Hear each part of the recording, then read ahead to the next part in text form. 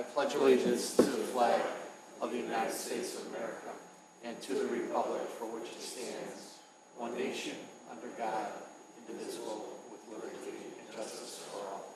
At this time, we would like to observe a moment of silence for a village friend, a person that gave a lot to this village, Pam Dorbin, who passed away this week. Thank you very much.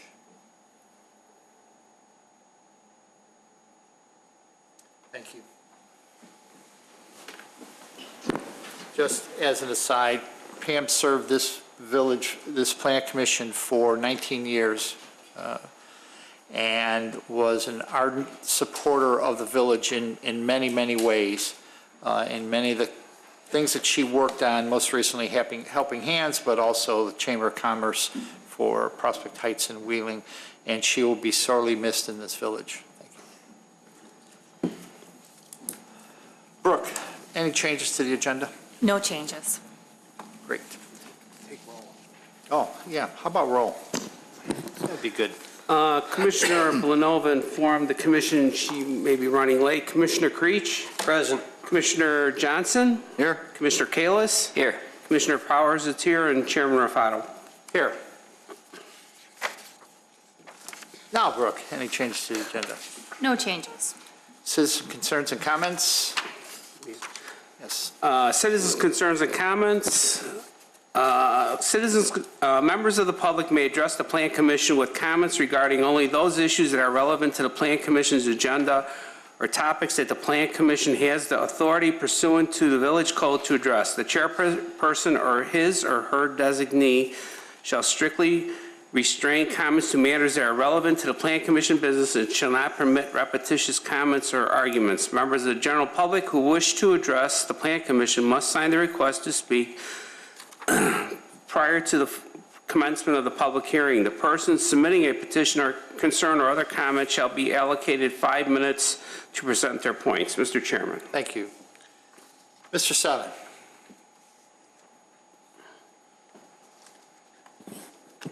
Name and address, please. Thank you, Mr. Chairman. Terry Stylen, 473 Briarwood Drive, Wheeling, Illinois. I, too, would like to extend my condolences to Pam Dorband and her family, the Village of Wheeling, and the Plan Commission for, all the things that Pam has done over the years. During my tenure on the commission, Pam served with me for about 17 years or so. She was a definite asset. During my tenure, her and one other person were predominantly responsible for many of the improvements that have been done to landscaping in this community. That was one of the topics that she really liked to focus on. And I hope that maybe one of you might be willing to step up and fulfill that hole that will now exist in that particular area. So again, I'm sorry to you guys, the village, Pam Dorband family, for our loss, and it truly is a loss. In addition to the things that you talked about, she was also a member of the library board and many other entities in town. She has been a real asset to our community. So thank you for the time. Thank you, Terry. Well said. Thank you.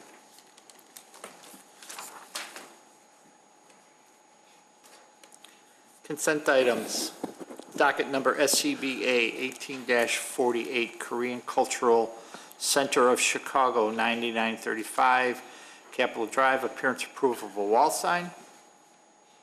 Very nice. And docket number SCBA 18-49, Hawthorne Aviation, 1120 South Milwaukee Avenue, appearance approval of a wall and freestanding sign. Do I hear a motion? So moved. Second. Motion by Commissioner Johnson, second by Commissioner Kalis.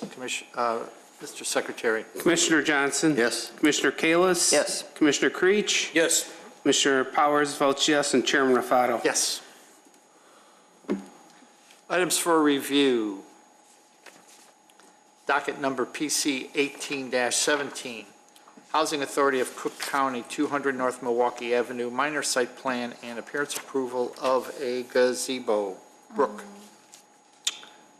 We may have a technical difficulty here. Just give me one moment. That's all right.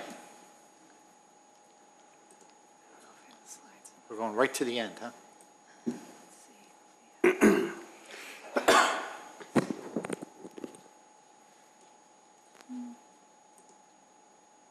Nope. That's all. Okay. I'm going to go up to the podium, swap out a file. Okay. Excuse me. Sure.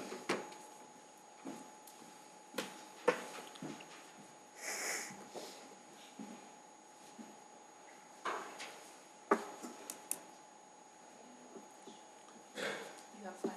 I have it on here.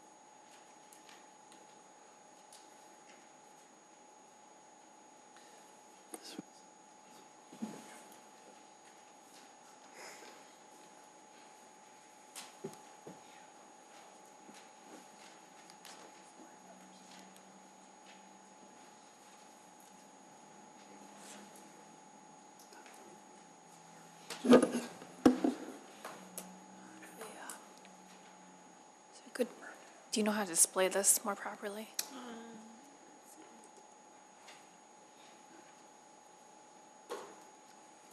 It's a little better.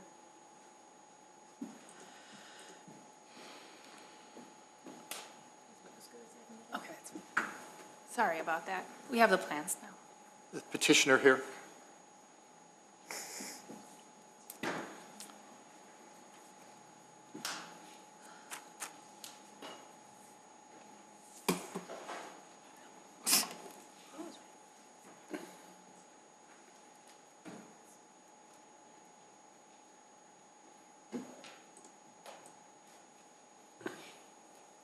Do you need it? Brooke, do you have anything to add? Nothing at this time. Good evening. So as you come up to the dais podium, please just state your name and business address. Thank you. My name is Alicia Hushaw, and I'm with the Housing Authority of Cook County, and we're at the Willing site. What's that address over there? 200 North Milwaukee. Great, okay. Hi, I'm Jan Bahonik, architect with Halliburton Root. Okay, great, thank you. So the floor is yours to describe what you are going to do there. It is an open-air outdoor structure that will be located to the northeast of the existing Whaling building. The intention is for it to be a park-like pavilion for the residents of Whaling Tower. The piers are brick. It has a standing seam metal roof, and the roof structure is currently shown as a wood truss. The footprint of it is 25 foot by 25 foot. That's the column grid. And it has pavers as the base of it, and the paver area is 29 foot by 29 foot. The peak of the roof is about 12'4". Great. And we have the materials here today, too. Materials are intended to match the existing building. The brick will match the existing brick on the building. The standing seam metal roof will be a dark brown bronze color to match the existing windows.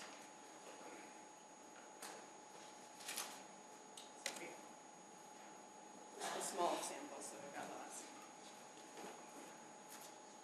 If you could just hold it up, so Don, can you see that? Yeah. Okay, great. I do have a handout with the materials. The pavers will be a unilock type paver. lighter color. Excuse me, can you speak into the handheld mic? You can grab that. Grab it off. Grab that mic. There you go. Not very good at this part. That's all right. It should be on. It should be on. The pavers are going to be a lighter version of the red-brown color as well, and we have that sample. So this is the paver that we're looking at, and I can bring it up there along with the handout. Okay. Thank you. Thank you.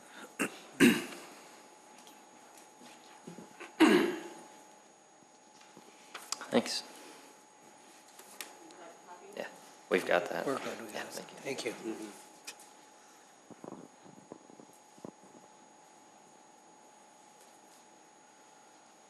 I think that summarizes. And that's the brick. Could you This just is the hold, brick. just hold it up so, Sure. okay. So, and again, it's intended to match the building brick. Okay, great. They've had other renovation work on the building, and so we've been using that as well. Okay. Anything else to add? No, Okay, not at this time. so we'll start with Commissioner Kalis. Thank you very much, Chairman. Pretty straightforward. My only question was, you didn't mention anything about a sprinkler. Is this a requirement for a sprinkler since the roof is going to be wooden? I did have a conversation with Mr. Antor today, and we discussed the code section that he was referencing in his memo. And so will look at reducing the footprint. My understanding from what I reviewed was that it's a 400 square foot footprint that we need to look at. Ours is a little bit larger than that, and so we would reduce it to comply with that. Okay. But you're aware of what is required and will Yes. be included? Okay, good. Yes. You just didn't mention that. So. Ron, would you like to add something? Yes, actually subsequent to our conversation, I checked into the code, and the exception for, that we were discussing does not apply for assembly use group occupancies. So the reducing the footage of the structure does not negate the need for the sprinklers. So, In that case, we would look at changing the material of the trusses to steel trusses. as long as the underside, everything that is supporting the Fire roof is non-combustible construction, we would interpret that applies or complies with the code without sprinklers. Okay, very good. So you're saying if you didn't want to do the sprinkler, you would change the material from wood to That's steel? correct. That is correct, and maintain the size as it is. So does that change anything for us? I mean, yeah. We would maintain the same visual appearance Right, in terms sure. of the truss Sure. configuration. Yeah, just. So where do we go from there? Well, yeah, there's, Do you have any ideas about the color of right, so that's, the metal material? so that's why, bottom line is that we know you're going to change it, but we on the Plan Commission know what it specifically is going to be, how it's going to be colored, all those things, and you don't know those things. Understood. And as a Plan Commission, we're reluctant to approve something with those types of more specific, well, actually more general conditions. So, well, let's go, Joe, do you have any other questions? That's all I had, so. Commissioner Creech? Thank you, Mr. Chairman. Ron, I know that they make preservative-treated wood for construction materials, plywood, structural timbers. Would that be acceptable for this particular gazebo? Based on the discussions with the fire chief, the discussion led to non-combustible, which a fire-treated wood is still not non-combustible. It's just a fire-resistive material, Yes. and it does deteriorate over time. That's all I have, Mr. Chairman. Thank you. Commissioner Johnson? That was also my only concern about this project. I don't know if we can approve with a condition that staff can look at what they substitute the material with, and if it changes the appearance drastically, they would have to come back.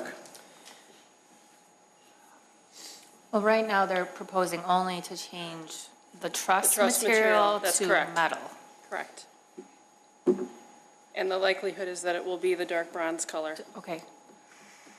So if you could get away from words like likelihood. Okay, it'd it will be the dark, definitely- it will be the dark it would bronze color. Definitely, that would probably help us It will be immensely. the dark bronze color that you Right. see. Okay. And Ron, that's good, right? The trusses, Yeah, basically, the only thing that you have up there are the trusses and then the standing seam roof, decking itself. okay. So, correct me if I'm wrong. And if they're replacing those with a non-combustible material, they would be compliant. So the trusses would all be metal. Yes, Okay. that is correct. Well, excuse me, but there are more members to that roof system than just the standing seam. Yes, we'll look at changing that to a metal deck. There is, as well. okay. We You will will change it to a change metal deck. So I think we need another drawing. Well, okay, let's go through and let's let everybody ask their questions and then I'll do a poll. That's all I had, so. Commissioner Powers? I like the idea. The only question I had was the tree that potentially is in the way. Are you going to try to save the tree, or what's going to kind of determine if the tree should be taken out, or could it potentially be trimmed? That's the only thing I really wanted to know. Any idea? We can try to save it. That is the intention at this point in time, so presumably we will be able to do that Okay. and protect it during construction. Okay.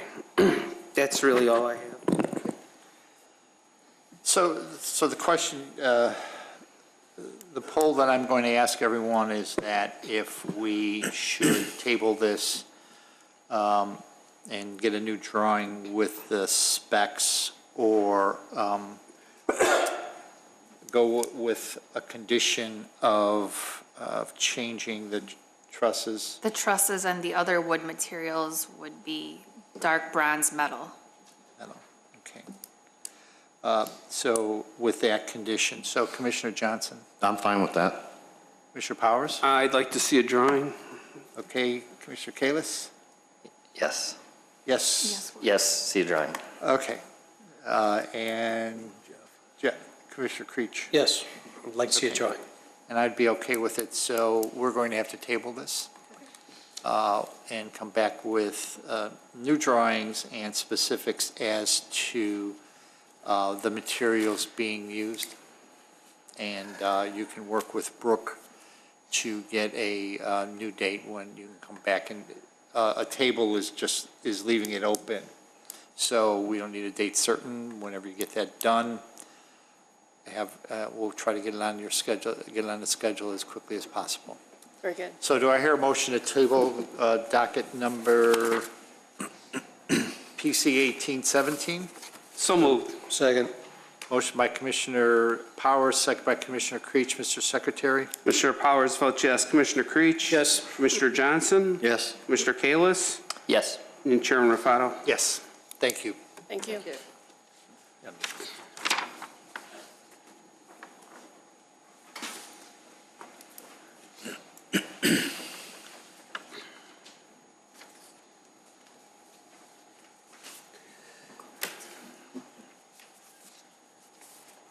This person over here, so.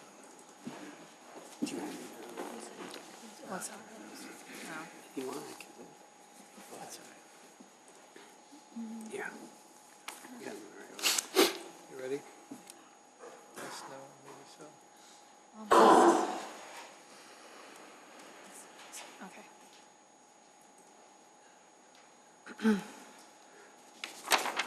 Ready? Calling docket number 2018-23, continued from October 25th, 2018. H2O Express Car Wash, 966 South Milwaukee Avenue, special use site plan approval of a car wash. Brooke, is there anything else to add? Yes. That's what I thought.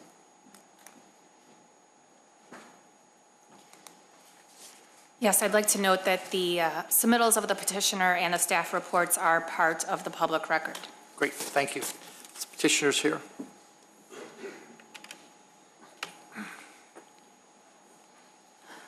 Good evening.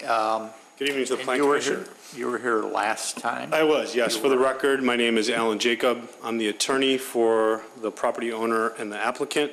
My business address is 950 North Milwaukee Avenue, Suite 329, Glenview, Illinois, 60025. So remember, you're still under oath from the previous meeting? Yes, I am. Okay, thank you. Continue. So this matter was continued from October 25th, 2018. Certain things were brought up at the last hearing, and they included chemical use, traffic, distinguishing characteristics from another car wash, landscaping plan, and sound. So we have some representatives here who could speak to each of these, but I will address each one briefly. As to the chemicals, there was some public talk about what kind of chemicals are being used and if they're safe or sanitary. So we've submitted SDS sheets for the 5 chemicals that are used in the car wash. They are all biodegradable. They're considered Go Green. And we have a representative from Pro Finish named Kevin Griffin who can provide more information. However, I think that would address any of the public comments that were made at the October 25th meeting. As to the traffic, one of the issues that came up was the points of entry and exit. The last report we received from the Illinois Department of Transportation indicates that they would allow a 3-point for entry and exit, meaning left out, right in, and right out. We were seeking to have a left out or a left out somewhat restricted or partially restricted where no left turns would be made onto Milwaukee Avenue from the property between the hours of 4 and 6. However, IDOT did not come with that recommendation. The previous use of this property was a bar. It was Gators, and it had full access. But I think IDOT reevaluated it because it's a new use. And that's the report they came with. As for the traffic, we do have a representative from KLOA here who could provide more detail if the Plan Commission has questions about that. Third, on the standards for special use, one of the staff notes indicated that there is a car wash at 400 North Milwaukee Avenue, and how is this proposed car wash distinguished from that one? I can tell you that it's 1.8 miles roughly from this proposed car wash. It crosses Dundee Avenue, and we know that this proposed car wash could capture business of the traffic that flows north on Milwaukee and turns east and west onto Dundee to catch the highways, and then comes back east and west from Dundee and back south onto Milwaukee. Some people, when they're traveling to work or to home or to where they're going, never cross that Dundee Road off Milwaukee Avenue. And the same thing happens for people traveling south or north on Milwaukee Avenue north of Dundee Road. They never cross back over because it's not their typical route for work to home. So we believe that it would capture that niche. Second, 400 North Milwaukee, we got a brochure from their car wash.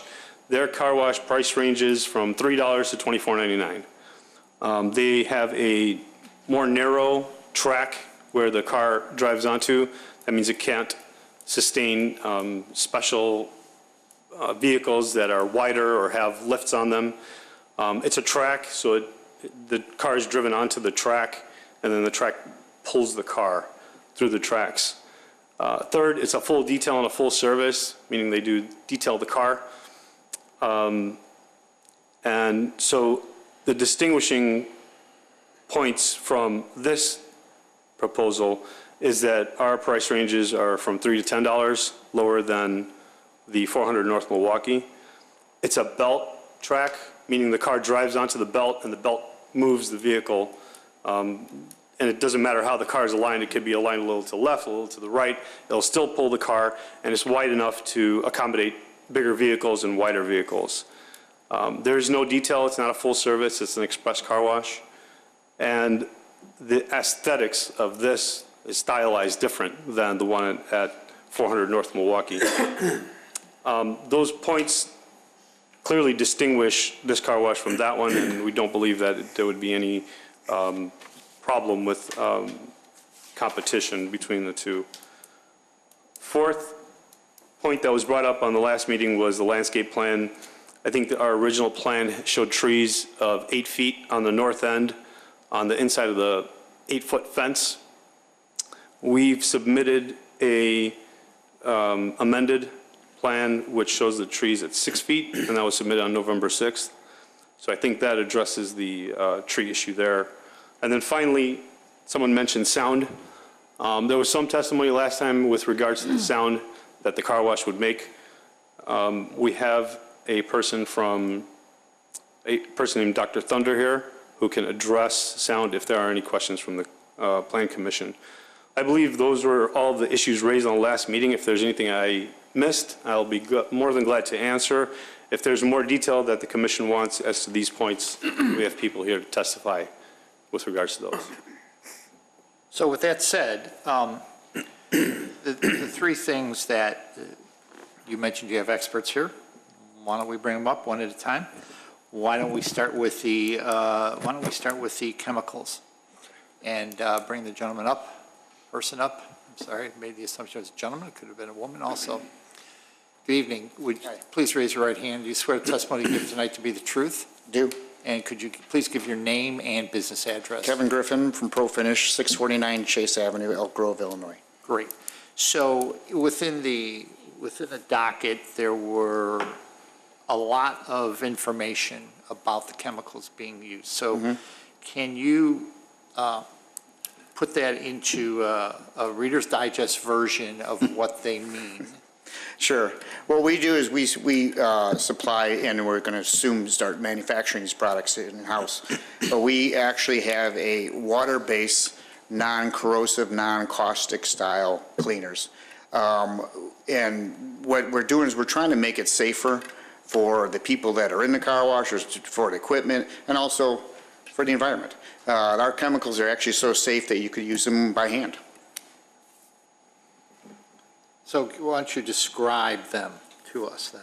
Just as described as to their Describe liquid? them to us. You know, you said there are 5 chemicals. What are the 5 chemicals, and how are they used within the car wash to, you know, there's a lot of folks that live around there. Sure. They want to know what those chemicals are because, you know,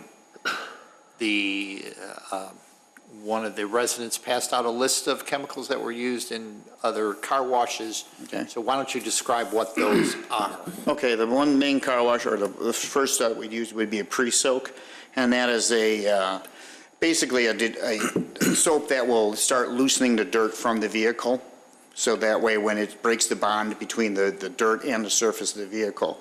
And then from there on, we go into like a triple foam, which will have to put some wax on the vehicle. After that, we go into a drying agent, which will actually help bead the water up, and a wax right after that, and this is doing a final rinse. That allows the water to, or when the dryer goes to the dryers, the water will be able to hit and it'll dissipate off the vehicle. And the final thing would be the tire dressing, and that's a water-based one also. So these are all water-based chemicals, yeah, all of them. So, but you specifically don't get into how these chemicals are recycled within the car wash. You're just talking about specifically the chemicals themselves, correct? I don't understand your question. The chemicals are used during the cleaning process of the vehicle? I don't. Yeah, right. Okay. So what happens to them after they come off the vehicle? Oh, well, then it would go into the drain, it would go through a triple basin, and then it would Right, go into the and that's- sanitary. Is that your expertise also? Yes, Oh, yeah, okay. I would assume So- that's how I didn't look at the plumbing design in there, but almost everyone that does it goes to it. What happens is it allows the solids to fall out of suspension in the water. That gets trapped in the basins, and then just basically the water or just the liquid product be able to go into the sewer system. And you said there's how many chemicals? They're usually about 5. 5. Yeah. All right. I'm sure we'll have more questions for you. But Okay, thank you. So you also had somebody on a sound study? Yes, Dr. Thunder. And just to make a point to the commission, we do have somebody else here who can address what happens to all those chemicals when they come off the car. I'm sure you would, and I'm sure you did, but thank you. Dr. Thunder, please raise your right hand. Do you swear the testimony you give to be the truth? I do. And your name and business address? Name is Dr. Thomas Thunder. Business address is 867 Scottsdale Avenue in Pingree Grove, Illinois. Okay, great, thank you. So you provided the sound study, and we saw a synopsis in here, but could you give your information, high level, how you collected the information and the results of that? Sure. It starts with an analysis of the sound source. We reviewed data that we felt was credible, that was taken in Missouri on a similar car wash at 82 decibels at 50 feet. That's consistent with measurements that we've made in and around the Chicago area of some other car washes. But there's no town that limits the noise level or noise emissions. What towns limit is what people can hear by the time that sound gets to their property. That's consistent with what's called property line noise codes and so forth. So what we had to do is to take that 82 decibels and extrapolate that to the nearest residence. Further residences are protected because the noise level drops over distance. So the focus is really the nearest residence to the car wash. So the things that we take into consideration is what's called the inverse square law, where we know that the sound drops about 6 decibels per doubling of distance. The other thing that we take into consideration is the orientation of that car wash. If you stand in front of a car wash at the exit and you hear a certain sound level, when you walk all the way around, particularly when you can't see the exit anymore, the sound level drops consistently. And that data that we reviewed is consistent again with the data that we've taken at other car washes. So the further you move away, it's called away from the axis, directivity, the sound level drops. So we took that into consideration, extrapolated it to the north, to determine that the sound levels from the blowers would be about 53 decibels. That meets the Illinois State Code, which is 55 decibels. It also meets the Wheeling Code. The Wheeling Code, by the way, is very obsolete. It must have been written probably in the 1950s or 60s because you can't buy equipment to make those measurements. So I encourage Wheeling to get together and maybe modify that a little bit. So I put that through my special software to find out if we were to measure it with modern equipment, what would that be? And it turns out to be about 55 decibels. So it's consistent with the state of Illinois. But what's really important is not so much whether it meets a code. What people really want to know is what impact is that going to have on me? Can I hear it? How much can I hear it? Is it going to be annoying? So that's why we do ambient noise studies. We just don't do the math and extrapolate it out to see if it meets a code. We actually go out to the site, and you'll see one of the figures that was in my report showed that we did a 24-hour ambient noise study. And that was over 60 decibels at that receiver location. And that's contributed mostly by the traffic along Milwaukee. When you've got a lot of volume of traffic and you've got high-speed traffic, you're going to get a lot of noise levels. So our job is to ask, how does that compare with the noise level that we project from the car wash? And the graph clearly shows that the car wash sound levels are significantly lower than that ambient noise. Unless it's running in the middle of the night. You'll see in that graph that after about 10 o'clock, the sound levels drop off. They get to be the lowest at about 3 a.m. in the morning, and then they start to go back up fairly quickly. So if the car wash were operating in the middle of the night, that'd be a wholly different story. So the purpose of that graph really helps us to assess what could be the operating hours of a facility like that and still not be an impact to the neighbors based on the ambient noise. So our conclusion was, based on the operating hours that they want, that it would not be an impact to the residents. Great. Thank you. Any questions? Okay. I'm sure we will have questions for you later when the commissioners have their say in this. And now the traffic study. Evening, Mr. Abuna. Evening. Please raise your right. Do you swear the testimony you give tonight to be the truth? I do. And please state your name, name and business address. Sure. Louis Abuna, principal with KLOA, 9575 West Higgins Road in Rosemont. Thank you.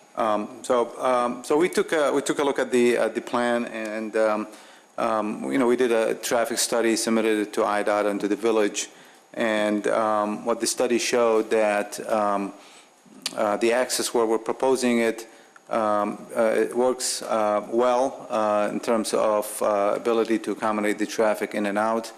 There is definitely congestion at the intersection of Milwaukee and Hints, and that was identified in this study through the capacity analysis that we conducted and through the gap study that we conducted, particularly in the evening. So our proposal to IDOT was to keep this as a full movement access drive and limit the left turns out through signage during the evening rush hour between 4 and 6. The study showed that morning traffic on Milwaukee as well as Saturday is a lot less than it is in the evening rush hour. And there are more than enough gaps to accommodate our projected left turning movements coming out of the car wash facility. IDOT obviously disagreed with that. They believe that the location of the driveway, proximity to the signalized intersection, will make it more difficult throughout the day. So their letter is indicating that they would allow three-quarter access, right in, right out, and left in, but no left out. I'm still recommending to the operator that we give it one more shot with IDOT. I was successful on a similar car wash in Niles on Milwaukee Avenue near Gulf Road. Similar situation west side of Milwaukee. IDOT has similar concerns about left turns out, and they were agreeable to allowing full movement access with rush hour restrictions at that location. I believe that's a better solution than imposing restrictions all the time. Traffic on Milwaukee during off-peak hours and on Saturday when the car wash typically experiences its peak, the traffic on Milwaukee is less, and prohibiting people from making a left out is impractical. But it's their road, and we'll give it one last shot. But the operator has indicated that should IDOT insist on the three-quarter access, they'll still be willing to go move on, carry on with the project. I'm sure we'll have some questions for you. Sure, thank you. Thank you very much. And if you could bring up your expert about the recycling of what happens with the water. I'm not certain it's recycling is the right word, but if you could come up and discuss that.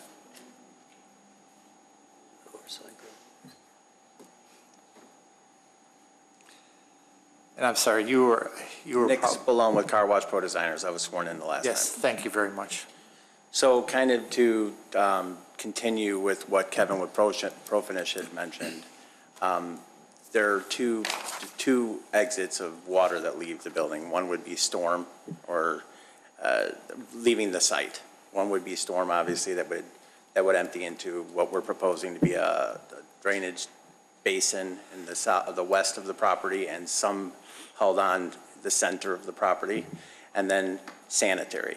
So we have built the building to meet EPA codes where there's a triple receptor system.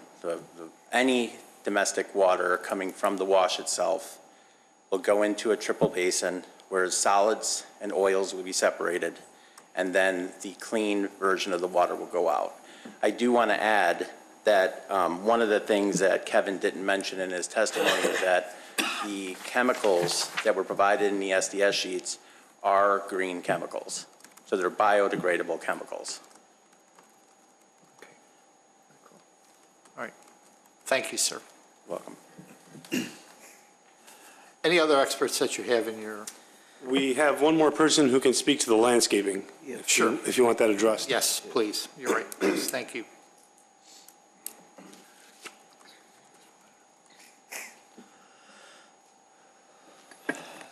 Were you here the last time? I was. My name is Mitch Moe from Neri Architects. Thank you very much. We're located at 444 Northwest Highway in Park Ridge. As per the recommendation from the last meeting, a tree study, tree survey was conducted on which it showed the landscaping or the trees located on the lot and directly off of the lot, so mostly to the west and to the north. It indicated that there is a wooded area directly west, and then also that, it also showed us which trees would have to be removed as part of the construction. So in your submittal, you'll see the trees marked in red. Those would be the ones that needed to be removed due to the construction of the building, and then also due to the construction of the. Could you hold on one second before? Sure. Let Brooke find you. There you go, that last one. So you'll see the trees marked in red, which would have to be removed due to the construction of mostly the drive, also the detention area directly on the west side of the property. Those landscapes, all those trees would be removed. On the west side, a fence would be installed. As indicated on our plan, on the landscape plan, it would be an 8-foot board-on-board wooden fence. And then on the north side, I think in one exhibit, we incorrectly labeled the trees, or that area directly at the northwest corner as heavily wooded. We have since changed that or revised that to indicate, that the trees there aren't as dense. But in any case, the trees off of our property would remain. The trees on the property would be removed. And in place of the trees, we would, as indicated on the plan, as you move back, we would install evergreens the full length of the property line. I think in one exhibit, or the resubmittal, which we've subsequently revised to be a mix of arborvitaes and white spruce, both of which can be maintained to a 6-foot height as required by the code. In order to accommodate all those plantings, there was a prep lane located on the north side of that same drive entering the car wash that was then removed to allow for the more dense plantings and the screening. Along with that, there was also a bike rack installed that would be close to the building. Great. Thank you, sir. Sure. Is there anything else? There's nothing else to address. Okay, great. So this is a public hearing, and we have a number of folks that have signed up for this. So I will call each one up individually, and then if there happens to be anybody else that wants to speak on this matter, I will be open to that. But please don't be repetitive. If the person in front of you is basically saying the same thing, I understand, but to keep this flowing, I'd like to hit the relevant spots as we go through this. So I have one question for the Yes. commission. Will a rebuttal be required? yes. If there's a question that we think is legitimate, we will write it down and we'll ask you, and most of them are. Okay, very good. Thank you. Thank you. So we have, let's see, Terry Stylen.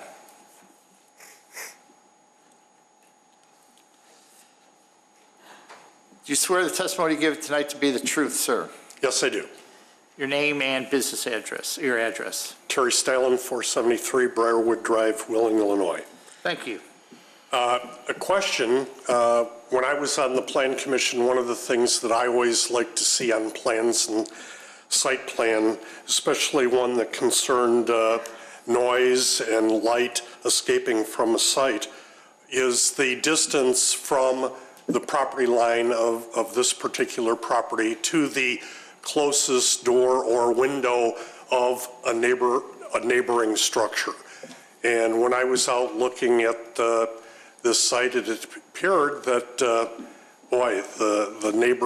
the neighboring structure was really close by. So I'd like to know that distance. I think it has some impact on noise and lighting.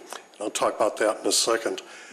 Traffic, I again was on the Plan Commission when the River Mills property was brought into the village. And I remember all the conversations that we had about IDOT and left in, right out, et cetera, as you can see on the plan above me. The property currently, the River Mills property has right in and right out access only. There is no left access. The IDOT seems to be saying that this site should be exactly the same. I agree. Way back then, River Mills was close to the Hintz intersection and could impact it. This site is going to be a lot closer, I would presume would have a lot more impact, and that might be why IDOT is pushing for right in, right out. Personally, I'd like to see right in, right out. On noise, one of the commentators, petitioners, stated that the village doesn't have very good sound level things. Having gone through sound levels immensely with the village of Wheeling, I know that they have very definitive sound levels. And no matter what their measurement system is, and no matter how antiquated it is, it still is a measurable commodity. And the last time I looked and evaluated the lot line interpretation of sound level per the Village of Wheeling ordinance was something very similar to a whisper in a library is the equivalent of the maximum level of sound that can be emitted over the lot line of a property. And like I say, I don't know, I can't measure what a whisper is in a library. It probably has some definitive and does have some definitive answer, because I looked that up in the official records. The village has associated official numbers, and they came out to be relatively equal. So I would suggest that you really closely evaluate the noise level that is going to be escaping from this property, especially if the distance to the closest window or door of a neighboring structure is close by. I couldn't measure it, so I really don't know. The same would hold true for light level contamination. And remember, you're going to have traffic driving in and around the site. Headlights are going to be coming in and going out. That too is light level contamination. Hopefully the trees and the shrubs and all that kind of protection will take care of it. But I think that's an area that you should be concerned with.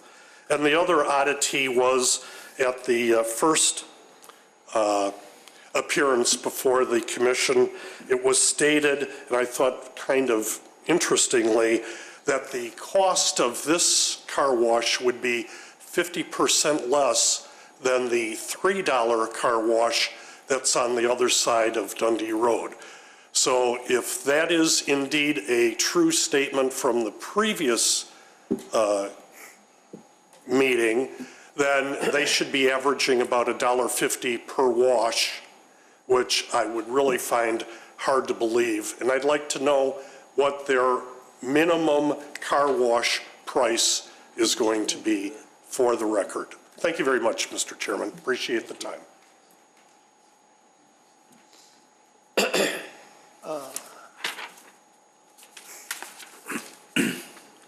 George Lee. I withdraw my intent to speak. That was an error. I thought I had to sign it. Oh, okay. Thank you. Sure. Is it Wendy Kramer? Hi, I'm Wendy Kramer. Did you swear the testimony you give tonight to be the truth? Yes. Thank you. 792 Riverwalk Drive. Again, we had talked about it, you know, I had testimony in the last hearing as well. And there's, again, really 4 things. We're talking about 1, community need, safety concerns, environmental impact, as well as impact to the residents of the River Mill Crossing community. First of all, I mean, the community need. I think that really needs to be addressed as well, because there is 8 car washes located within less than a 3-mile radius. There are differentiators, and I went and actually polled random people and said, how do you really make your car wash decision? Well, I mean, if you're going to have something that's, just roughly over 1.5 miles down the street, and there's another one that's there, which one would you choose and how would you choose it? Basically, it was all about, convenience and cost. They don't care about the, the belts or the types, because that's not advertised to the general consumer by a sign. It's just, that's another car wash and another car wash. And especially, I mean, if you're talking about traffic-wise, if it's limited to, a right turn only out of that and left turn in, you primarily are only going to get southbound traffic. And a lot of that southbound traffic is, and I would say, the majority of the traffic is not necessarily coming off of Dundee. I would say that the majority of traffic is still coming straight down Milwaukee. That would have to pass that car wash. That's 1.6 miles ahead of them down the street going southbound. Northbound traffic, to try to make a left-hand turn in there is no turning median into that to make a left-hand turn. So I just want to note that. That means they would be stopping that row of traffic there while a car is trying to make a left-hand turn into that car wash. So that would in turn impact, again, talking about safety concerns in there. In the study from the traffic study, I did state that there were 7 accidents in the 4 years of 2012 to 2016. It did not take into account any accidents in the past 2 years either, which I'm not sure how many have happened in that intersection. So that is right now an average of more than 1 per year in that 4-year period.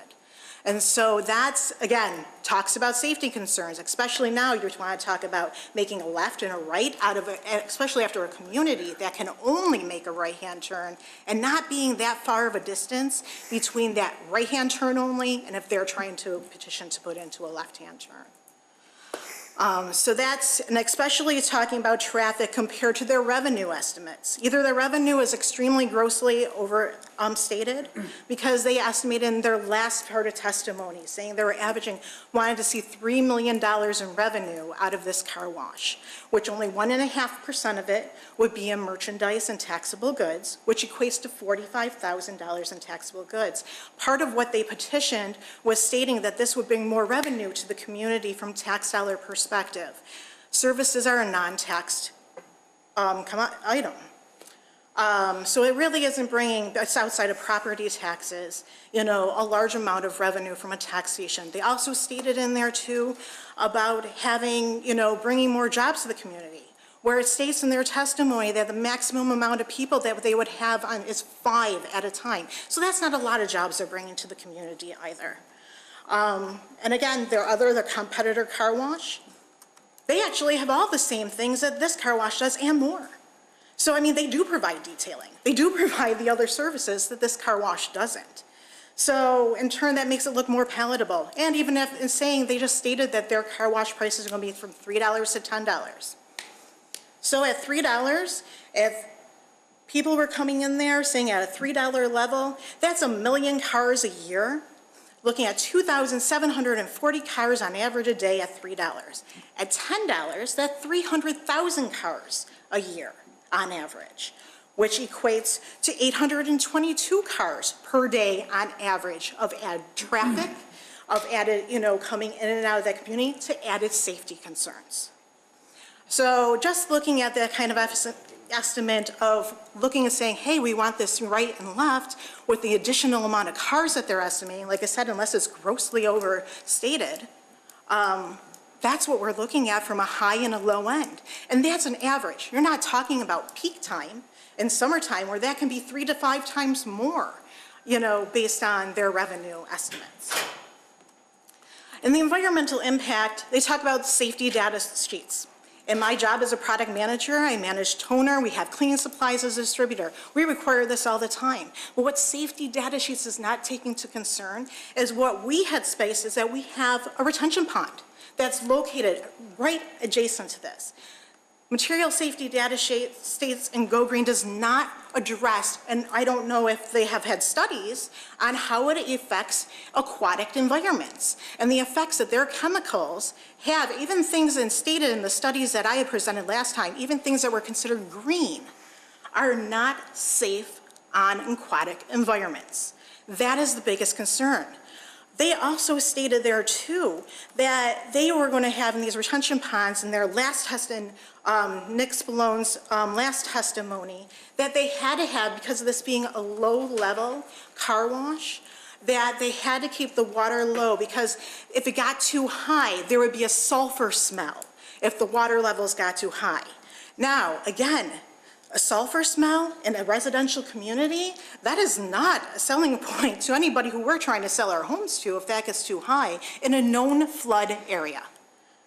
So these are some of the biggest concerns that we are seeing and hear testimony of today. So I just wanted to kind of, oh, and part of the other thing too, they did say they were going to put the screening, and but they didn't estimate to what that really equates to, how much additional, is that really going to block, some of the view? They just stated that. And there are some trees there right now that are hundreds of feet high and are very old. So it's like tearing them down and replacing them with 6-foot trees is not going to block a lot of the light of what those existing trees do today. So, thank you. Thank you. I'm just writing some notes.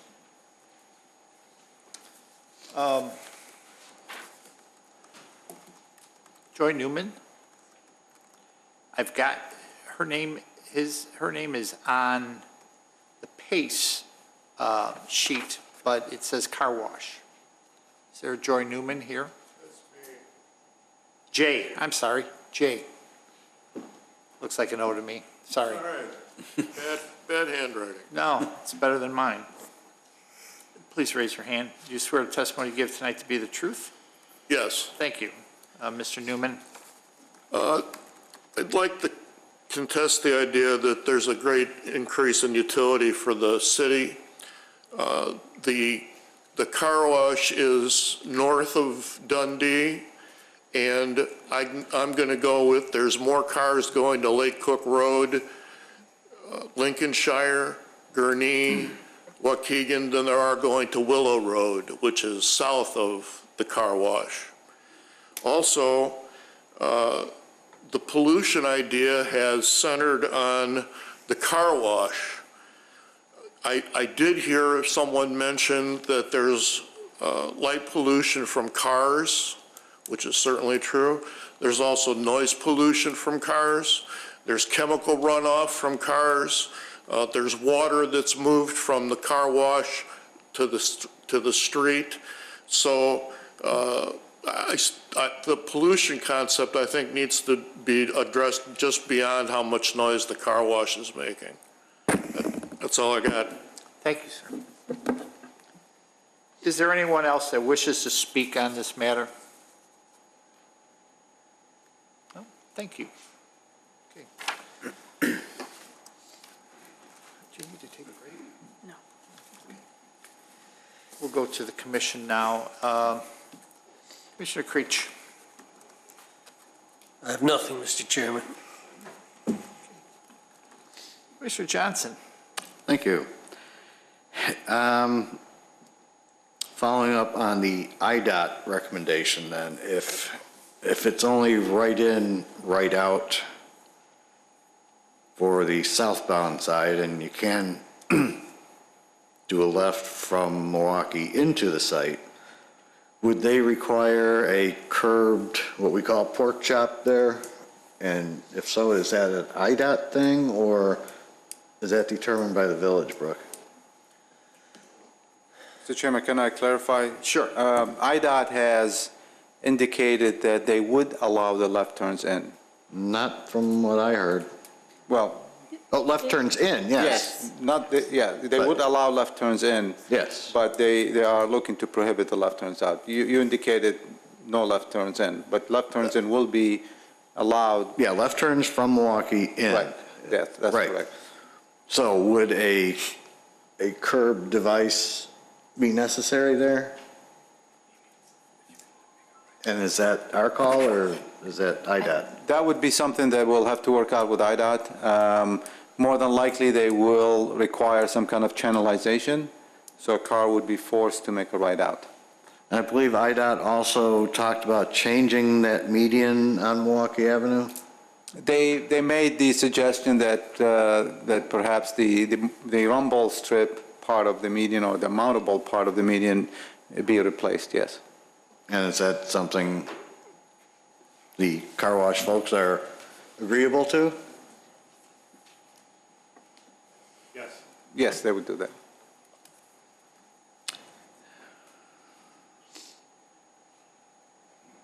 Let's see. Most of the other questions I had were taken care of already. Thank you. Commissioner Powers. Thanks, Mr. Chairman. I have some questions about the landscape plan on the north side of the property. On the north side, I see it's an 8-foot fence, and I assume, I thought last time you guys were here, you said you were going to replace that, or you're not touching that and it's going to remain as is? I don't think we can touch it. It doesn't belong to that property. Okay, so what kind of landscaping is going to be put in on the north side, on the inside of the fence? Because I'm hearing 6-foot plantings. Right. And initially it was 8 foot, but I think the village code is 6 feet maximum. So why did we go down from 8 to 6? I was kind of hoping you go from like 8 to 12 because, I mean, there's going to be no screening to the neighbors to the north. There's going to be nothing. Okay. So, Brooke, can you show the one drawing of the view from the residence coming Sure. across? Okay, so that's the existing resident view. That's with no landscape, and there's another one. That's what we were initially proposing. right, but that's an 8-foot fence there, so, I mean, those trees are at least, those plantings are at least 10 feet, I would assume. We wanted that, but then there was some mention into the last review that the screening vegetation cannot exceed 6 feet, which didn't make sense because the actual fence itself. It's 8 Did feet. you have- It's 8 feet. The screening as required by code is year-round. So it could either be vegetative or it could be a solid fence. But what we were presented with at the first hearing was not year-round screening. That was the major issue that we found. So in the review, it mentions the height not to exceed 6 feet. We wanted it to be taller, to exceed the fence line, and that's what we were proposing.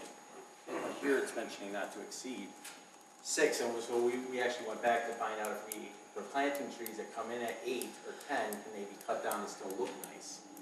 But we would prefer it to be a higher tree. Right. And so would I mean. Yeah, because the point of that it would have no point. They would be hiding trees behind the fence. It wouldn't provide any coverage. I mean, if anything, it may be a little bit of a sound barrier, but I would think we'd want some.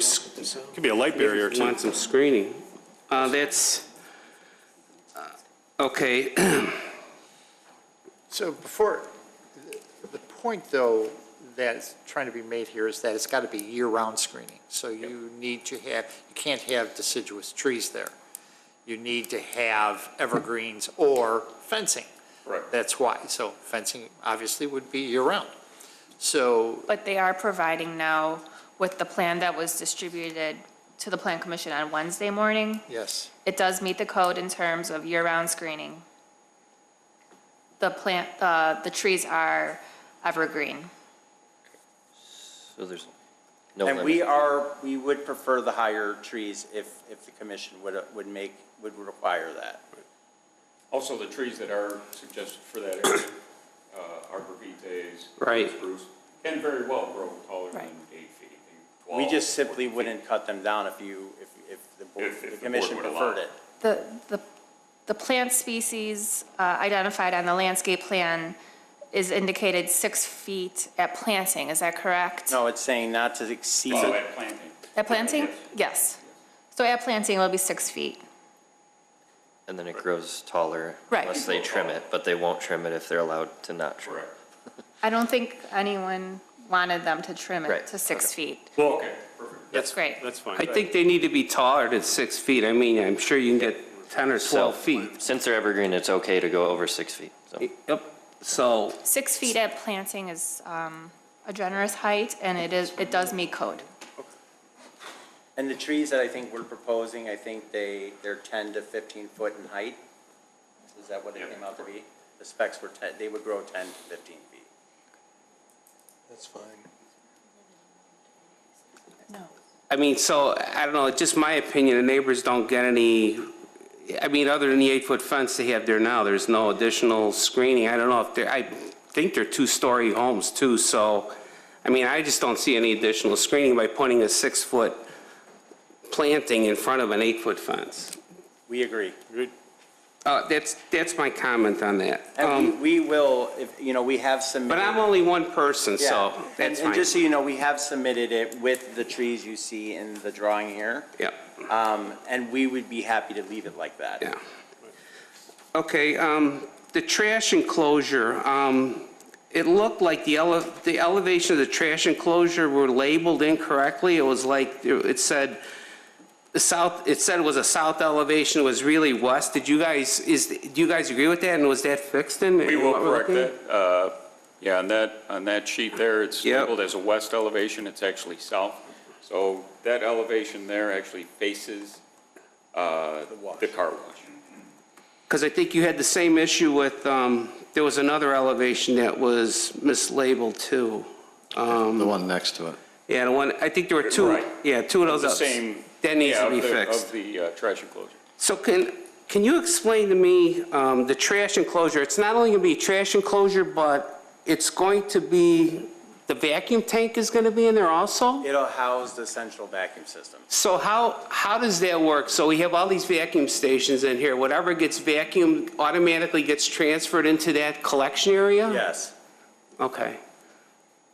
And then how is that disposed of or whatever? Does somebody have to go in there and once you got a full, like I'm full, I need to be changed? Yeah, it'll actually trigger off when the actual containment unit fills.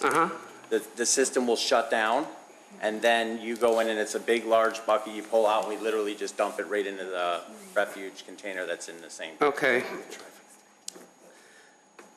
The photometric plan, on the north property line, near the west side of the property, there is some light levels in there that are, it goes from like 0 and then it goes 3, 4, 4, 3, and it's like from going from west to east.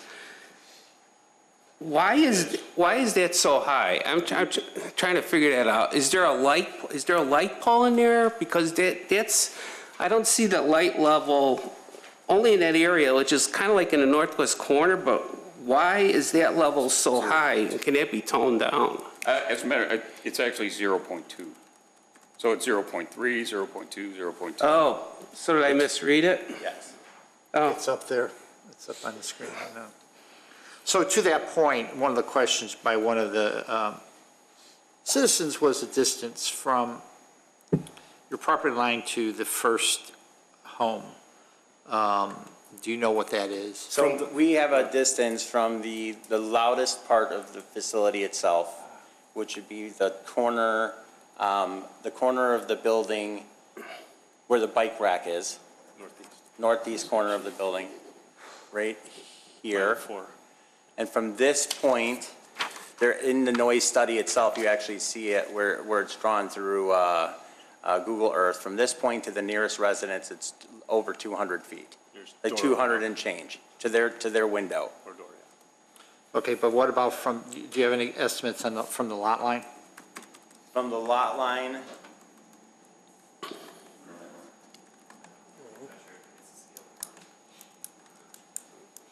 if you give us a couple minutes, we can probably. Okay, so continue on. So was the 200 feet, was it to the one point you had in the diagram? So your thing was, it's 200 feet from the exit of the car wash to that point where the noise study was depicted on the The diagram? closest window, the closest residence window. Okay. To the loudest part. Yes.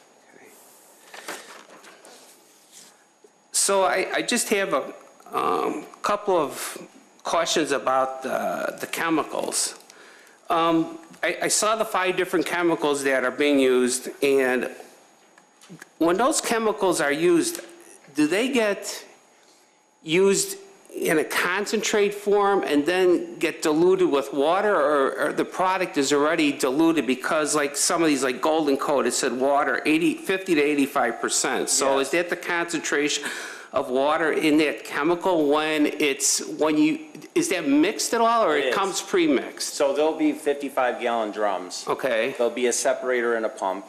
There'll be a meter that's set that gives that dilution ratio. So the product comes concentrated. Okay. And then when it gets mixed into like a water reservoir, okay, it gets that breakdown level. So if it's 30 to 1 or 400 to 1 or whatever that number may be, it separates in a reservoir and then gets shot out through a pump.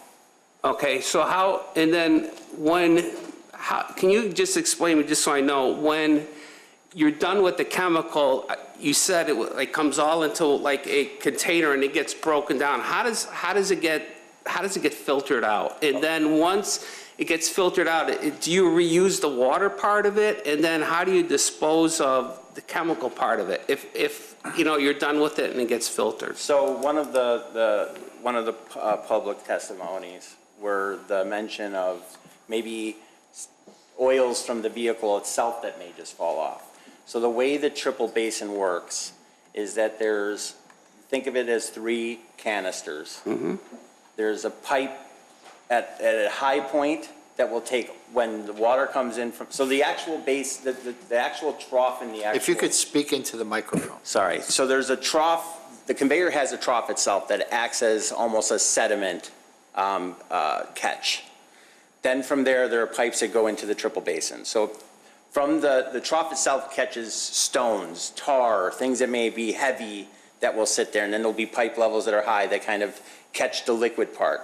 When the liquid part leaves the trough, it goes into a triple basin, and the height of the basin exits and openings will filter the water out. So oil obviously oil will stick to the height.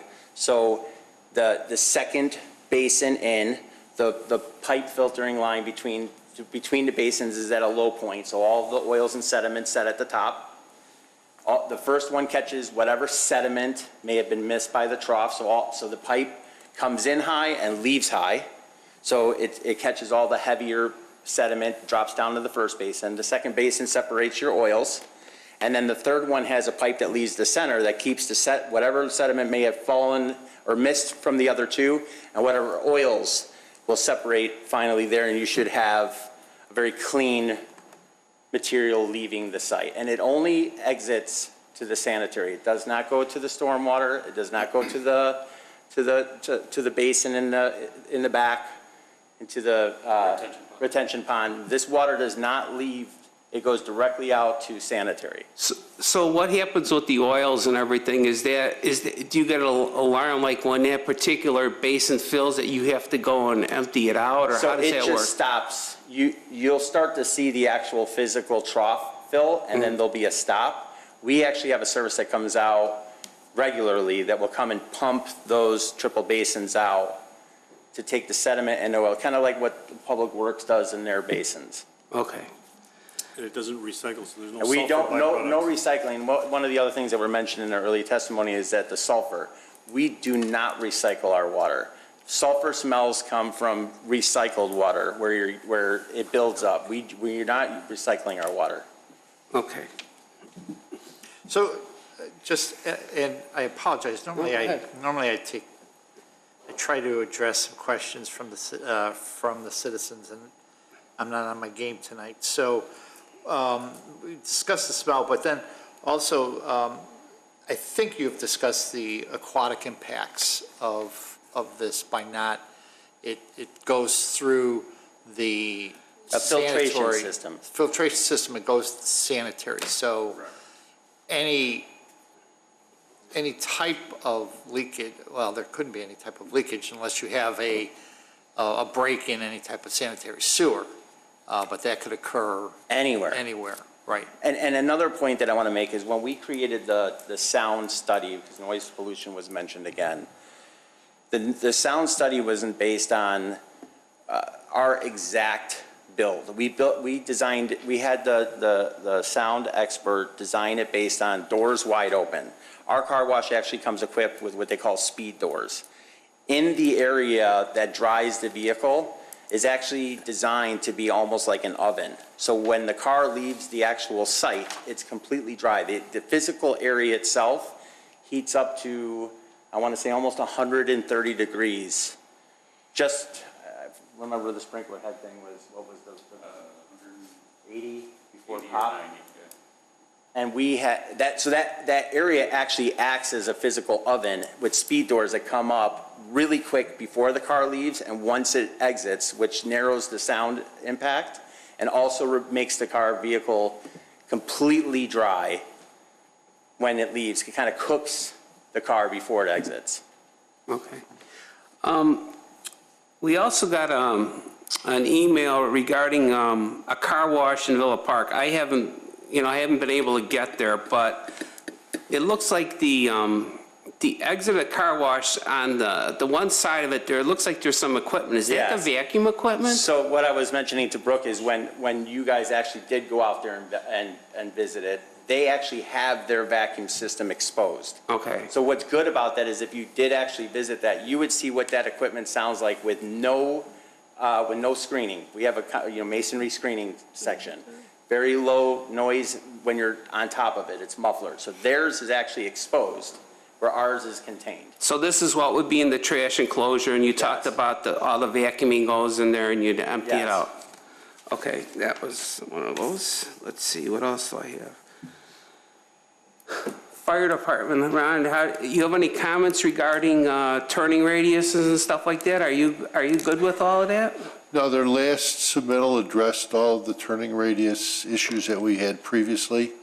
However, the existing driveway does not show a pork chop, and if they do put a pork chop in, there's different heights. There's some mountable ones, but a pork chop would have an impact on the turning radius and the access coming into the site. So I guess a general question I have is, can we even approve this with or without a pork chop, not knowing per se what IDOT is gonna say? I think the commission could probably approve it contingent on IDOT's final recommendation or approval. But we could also make our own recommendation Of course. irrespective of the. Absolutely. Irrespective of IDOT. Right. Yep. Okay, so I just had to ask. One more thing, although at the last meeting you said that the HVAC units would be screened, I didn't see any kind of a screening diagram. You did mention, it looked like there was enough of a parapet. I think you guys talked that it would hide it. I was hoping to see a screening diagram, but. The parapet is actually 3 foot. Excuse me, sir, can you talk into the microphone? Thank you. We have another handheld too. Oh. The parapet is 3'8" above the roof, which is enough to screen the equipment that will be up there.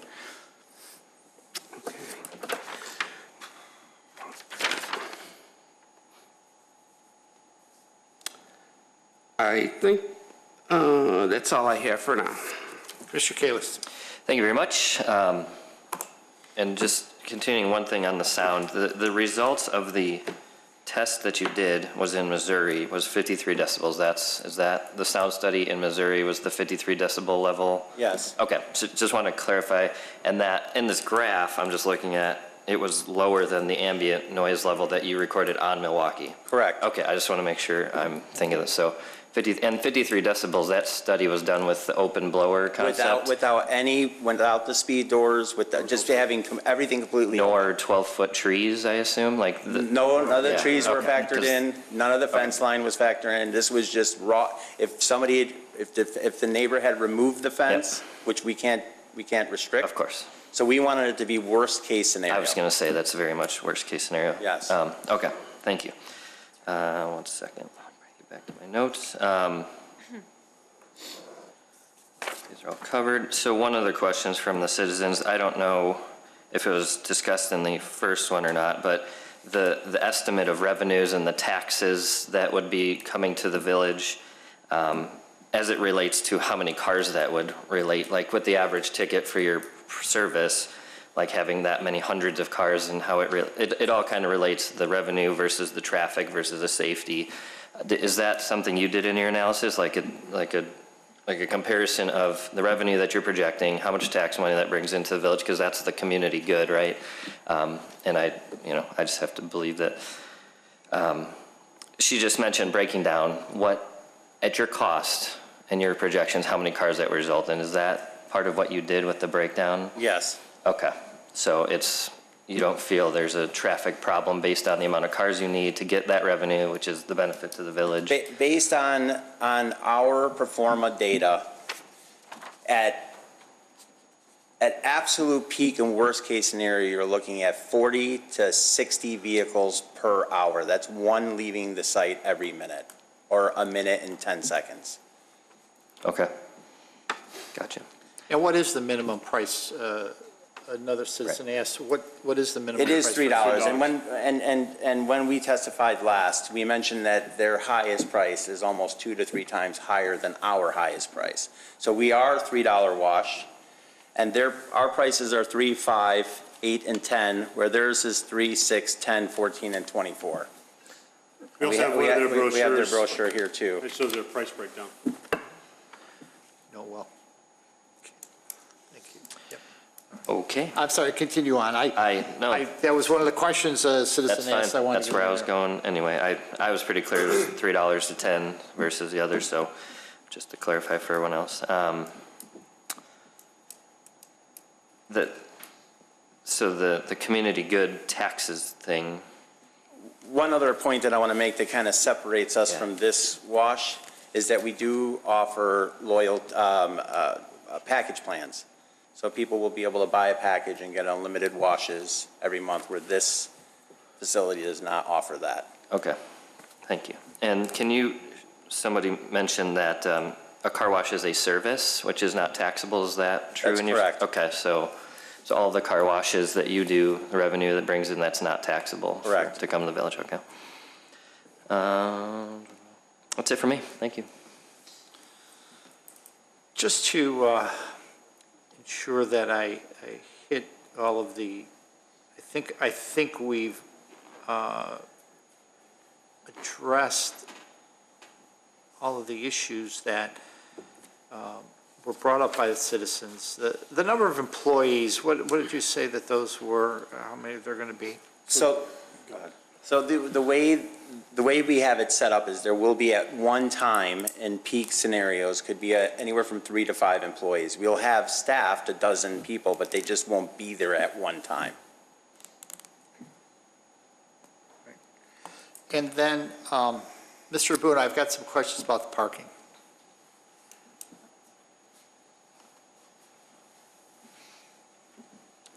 A couple of the tables that you had in here. One of them was the gap study. Mm-hmm. So it's got movement, weekday morning, peak hour, available gaps. So it reads like northbound left turn movement. So I assume that's somebody turning into the property. Yes. And you have peak hours, 618. So is that the number of gaps that are available for somebody to turn in there? Over a 1 hour period, yes. 618 gaps. So it implies, and that's peak. Yeah, and understand, Chairman, that, some gaps are large enough to accommodate multiple vehicles. So, the minimum gap is 7.5 seconds. Some of these gaps could be longer because some of the platooning that occurs from signal at Dundee creates, some of these gaps. And then the other interesting one is that eastbound left turn movement, there's only 75 an hour. Because and that's because of the traffic. That's because of looking, for gaps in both directions. Now, what this doesn't take into account is the, what we call the two-stage left turn, meaning somebody can look for a gap in the southbound direction, only make a left, go wait in the median, and then look for a gap going in the northbound direction, and then complete the left turn. That happens all the time. We did not account for that. If you account for that, there'll be even more gaps. Interesting. And then the other one, I'm trying to find, I wish I should have bookmarked it. Talk about level of service, LOS. Yes. And so A is good, F is bad, right? Basically. I mean, in the world of traffic studies, A is good, F is bad, even if when you go to school. That's very simplistic, but we'll accept it for the moment. Yeah, well, even when you go to school, F is still bad, and So, in looking at this, and unfortunately, if I freeze this darn thing, I can't see when I go this way, then it goes that way. So, you've got weekday mornings. I'm looking at table 4, capacity analysis. Yes. And weekday mornings, peak hours, you've got left turn LT and then R, I assume, right. You've got an E and then for left turns, and then an R, right turns, you've got a C, and then over both of them, you've got a D at 40, for instance, using this at 48.5. What does that mean? It's getting a D grade overall, or? No, this is for the Hints approach. So this is at the intersection of Milwaukee and Hints Road. Okay. So the eastbound approach, the LT would be for the people that are turning left to go northbound on Milwaukee, and the R is for people turning right to go south on Milwaukee. And then the D denotes the overall operation of that approach. If you want to know what the intersection level of service, you go to the column at the end, and there where you, under overall, you see in the morning the intersection operates as C. And evening it operates at D, and on Saturday it operates at B. And those levels of services are maintained in the future with the additional traffic from the car wash and the growth that we assumed. I'm not sure if my kids came home with those grades, I'd be real happy with those. So, that. And then if you go to table 6, I think you've got it right. You've got table 6, capacity analysis results. I wish you would have taken the level of services table and put that closer to these things, because you have to go back and forth to find what B means, A, B, C, D, E, and F. All I know is F is not real good. So you've got eastbound approach, looks like across mornings, evenings, and Saturday midday, there's a B and a 12-second delay. So explain the delay is measured. It's measured in seconds. So a delay of what? So it's the average delay that a vehicle would experience. Okay. So a 12-second delay getting out is what you're saying. Yes. Okay. So then going to the table 6, you've got even longer delays eastbound approach. So that's getting out, correct? Eastbound approach is getting out. You've got 18.4, and then you've got over a minute, if I'm reading this right, weekday evening peak hours. Level of service is an F, and a delay of 60.5 seconds. And then even Saturdays, I was quite surprised. Again, don't focus just purely on the letter designation, particularly for unsignalized intersections, that really just gives you a range of what the delays may be experienced by the driver. Just because it's happened to be an F and everybody relates it to a grade F, it's not necessarily mean that. It just gives you an order of magnitude. The eastbound approach, level of service and delay in the evening is reflective of the results of the gap study, which do show that they aren't as readily available during rush hour in the evening. And that's why in our recommendations, we suggested that the left turns would be prohibited in the evening, but not in the morning or Saturday, because as you can see, they do operate at C, level service C, and then the gaps are plentiful during those hours. Well, but, I mean, that's the measures you give us. Correct. And it's, granted, it's a grading system, but it's a measure you give us to help us understand it. I mean, there's another traffic study that's coming up in the next petition that's different in how they, present the information. So this is what you give us, and this is what we're working with here. So I guess from my standpoint, the question is that we, as a plan commission, as I said before, we could say that we do not want to have a left turn out of here, correct? And that's irrespective of what IDOT says. Okay, cool. So, but with that, I'm sure we have a couple of questions, but I need to take a 5-minute break. Thank you.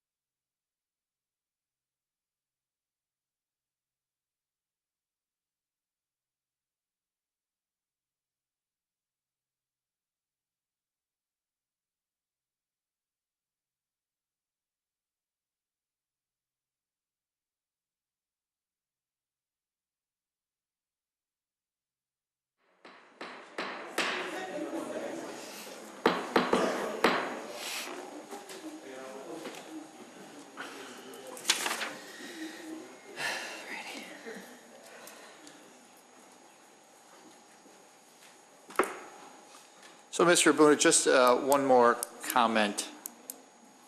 So the level of services that you have, just for clarification, when you talk A, it's less, the average control delay is less than 10 seconds at a signalized intersection, and then F in a signalized is greater than 80%, and then unsignalized A is 0 to 10%, and F is greater than 50%. So going back to 50 seconds, I'm sorry. Yes. I said 50%, 50 seconds. So going back to that one table that I couldn't,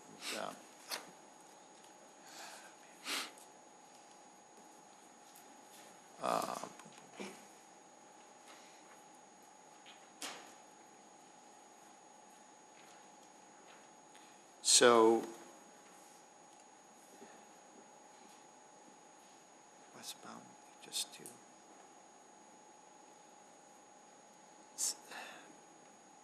I'm just concerned that there is a lot of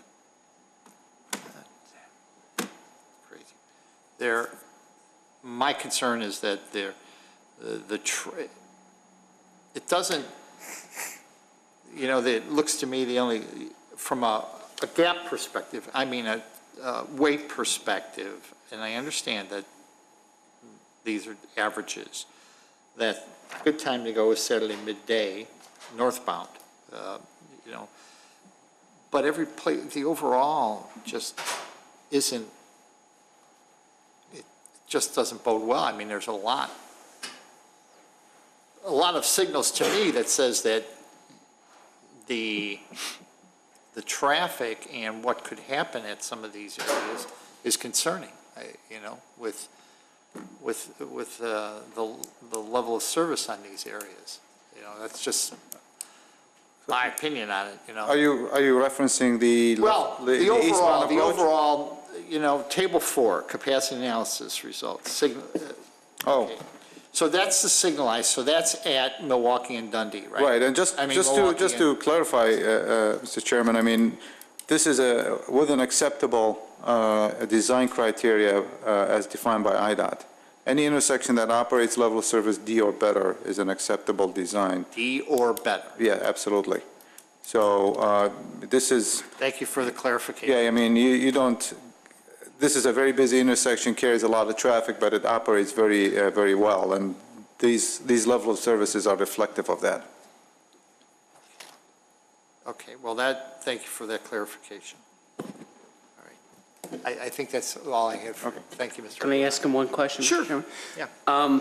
So what you've gotten, what's been acceptable to IDOT is in the 4 lanes, the 2 in and the 2 out, the 2 set of northbound lanes, they're allowing turns into the property, both from southbound and northbound Milwaukee to come in. But what IDOT is saying right now for the exit is that it's only a southbound exit, correct? Yes. It's been approved by IDOT. Yes. And you're trying to push for both ways.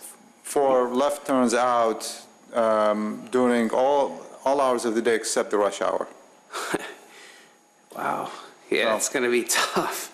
Yeah, I know you could probably handle it with signage, but you just know people are going to do it. Yeah, so that's okay. And actually, I have one. They did allow it, like I said, on Milwaukee and Niles, so it's not, there's precedence to it. So, no, that's fine. Yeah. One other question, and this is more process, Mr. Abuna, and I always ask you questions about this stuff.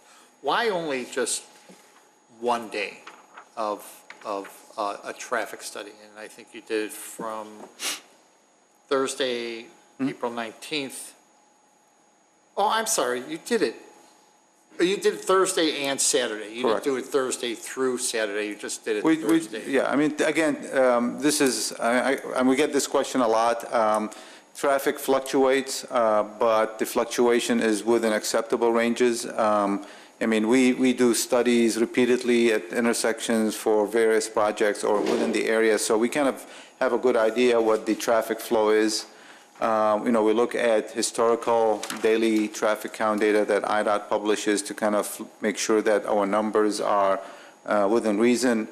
So, while it's only one-day sample, it's typically representative of traffic conditions. I mean, we make sure there's no construction or no accidents or inclement weather or something that may alter the traffic, but it's within as long as traffic conditions are normal, you pretty much get very consistent traffic during the week. Now, IDOT requires us to do it either Tuesday, Wednesday, Thursday, avoid Mondays or Fridays because those are days of the week things will fluctuate. And then in terms of a retail use like a car wash or a shopping center, we add the Saturday component to it because that's when those facilities have more peaking characteristics. And that's the reason I'm inclined to kind of push one more time with IDOT because, I go to the car wash on Milwaukee north of Dundee and I know how busy they get on Saturdays. And, and traffic on Milwaukee on Saturday is a lot less than 5 p.m. on a Thursday. And there are plenty of gaps. People can make the left out. For IDOT to force everyone to make a right and go around the block in order to get back to go north, seems to add more traffic to the area and more potentially congestion at other intersections. But, if they have the final say, or if the Planning Commission wishes to impose the same restriction, you heard the operator, they're willing to live with that. Okay, great. Thank you, sir.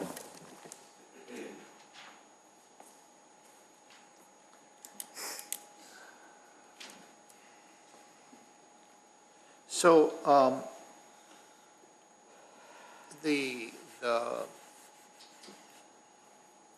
all the new trees and everything on the north side, those are going to be behind the fence? Right. Okay. So I think we talked about, that's in terrible condition. So that is part of River's Edge, right? River Mill. River's Edge, that's up north, I'm sorry. Did we discuss replacing that at all and working with the homeowners association? The applicant is willing to work with the homeowners association. I think that was suggested at the last hearing. Right, yeah. But obviously, we cannot touch that fence. He cannot because it doesn't belong to him. I know. Can you go back to that fence? The picture is just, it says in many ways. Is there a representative from the homeowners association? Okay. So if you come up here for a second, if this, eventually we're going to vote on this, and I don't know how it goes because we're a recommending board. Would you be willing to work with them to replace that? If it gets voted and approved, yes, we would. But again, our stance is not to approve this. Right, but, okay, again, we're a recommending board. This has got to go through the village board.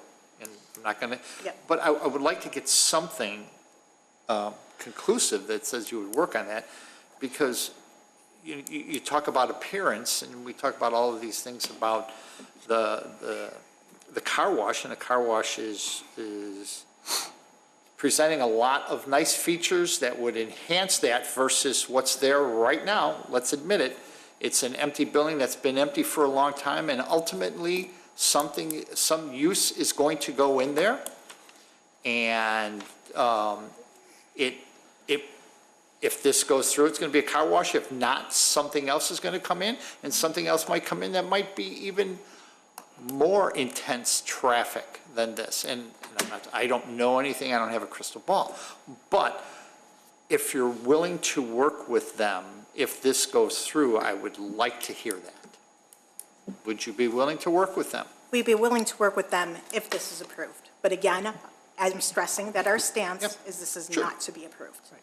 Well, actually, you probably wouldn't want to work with them if it wasn't approved, because nothing's going to be there yet. So, okay. But I just want to make that clear because, yeah, right, and that's a good point. So, okay, thank you very much. All right. We have, these are recorded, so we have that recorded. So, okay.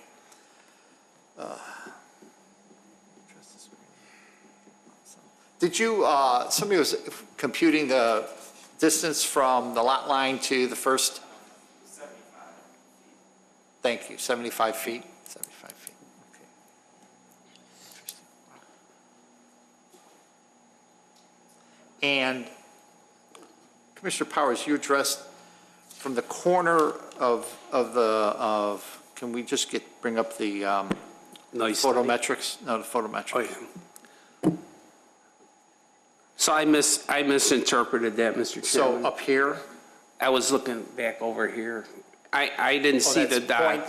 Yeah. 0.4, 0.1. Correct. Way up there. Okay. I misinterpreted it. I'm sorry. That's fine, as long as we. I'm glad do apologize. glad somebody corrected that. Okay, cool. All right.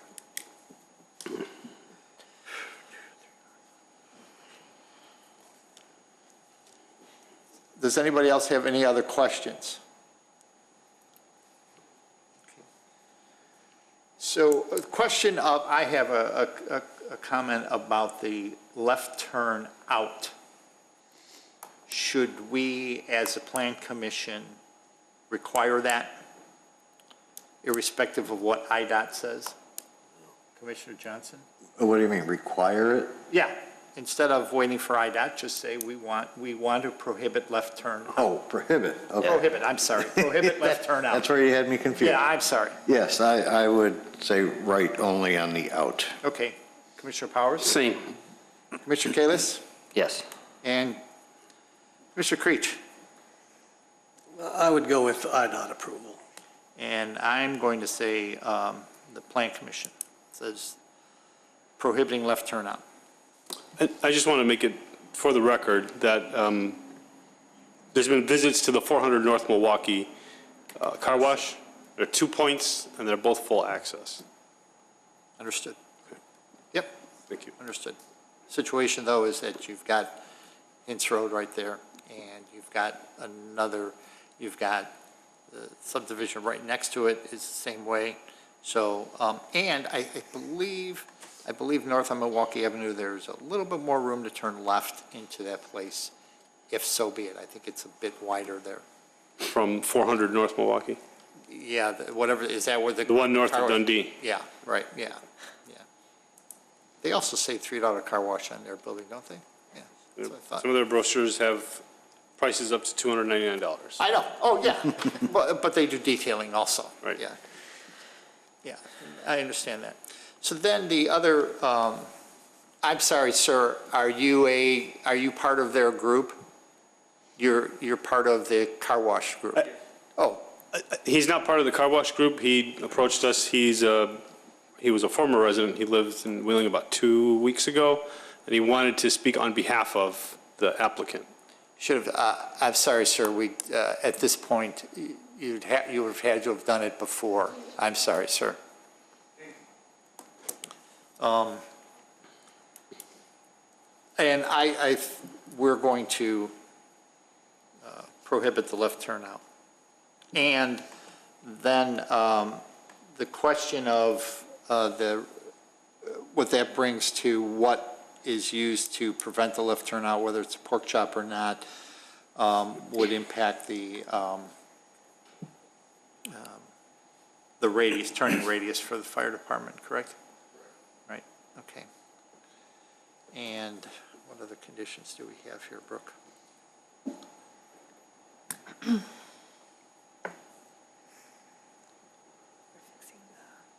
trash enclosure labels.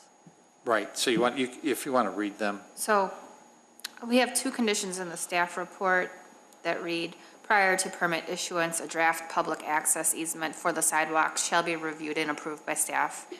And if a looping water main is proposed, then a draft plat of easement shall be provided prior to permit issuance. Okay, and then? Then, this is with regard to IDOT and left outs. The final configuration of the access to and from Milwaukee Avenue shall be subject to approval by IDOT with the additional limitation that left outs shall be prohibited. Also, the trash enclosure elevation labels shall be corrected at permit. And finally, vegetative screening along the north property line shall not be limited to 6 feet in height. So how is that going to be enforced? Because what is the current landscape submittal we were given? What is the height of those plantings. The arborvitae are to be planted at a height of 6 feet. That is what the plan shows. The original showed 8, which grow beyond 8, and then we provided an amended one, right? And it shows now 6. Yeah, he did. Well, in the packet, I think it says 6. You submitted a plan on Thursday late, November I'm sorry, 6th. Tuesday. Yeah. We distributed that to the Plan Commission on Wednesday morning. Right. It says 6 feet? That shows 6, yes. Yes. So that is the plan we're working with right now. And then, Okay. grow to, arborvitae can grow to 12. Right. And so we're not limiting it. We don't want you to cut them off. 6 feet is the proposed planting height with mature growth projected at 15 feet. So you have a question, Commissioner Powers? I think I want to see at least 10. I want to see something over the fence right away, because I don't know how long it's going to take for it. I want to see some screening, because however You long want the it takes. plantings to be Above the 8-foot fence. above the 8-foot fence? Yep. Would 8 feet, a planting height of 8 feet? Well,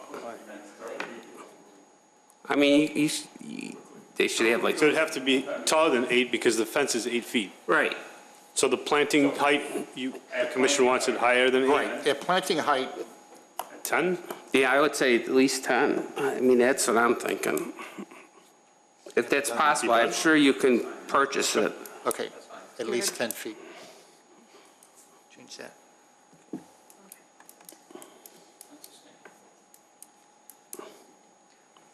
Are we only talking about the arborvitae or other species affected by this new height?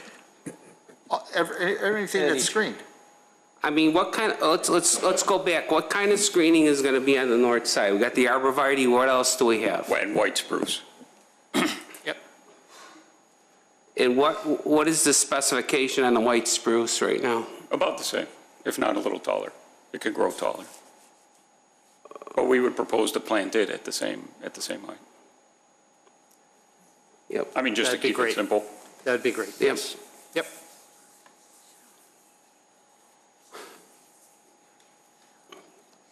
So vegetative screening along the north property line shall be planted at a minimum height of 10 feet. Yes. Yep. Yep.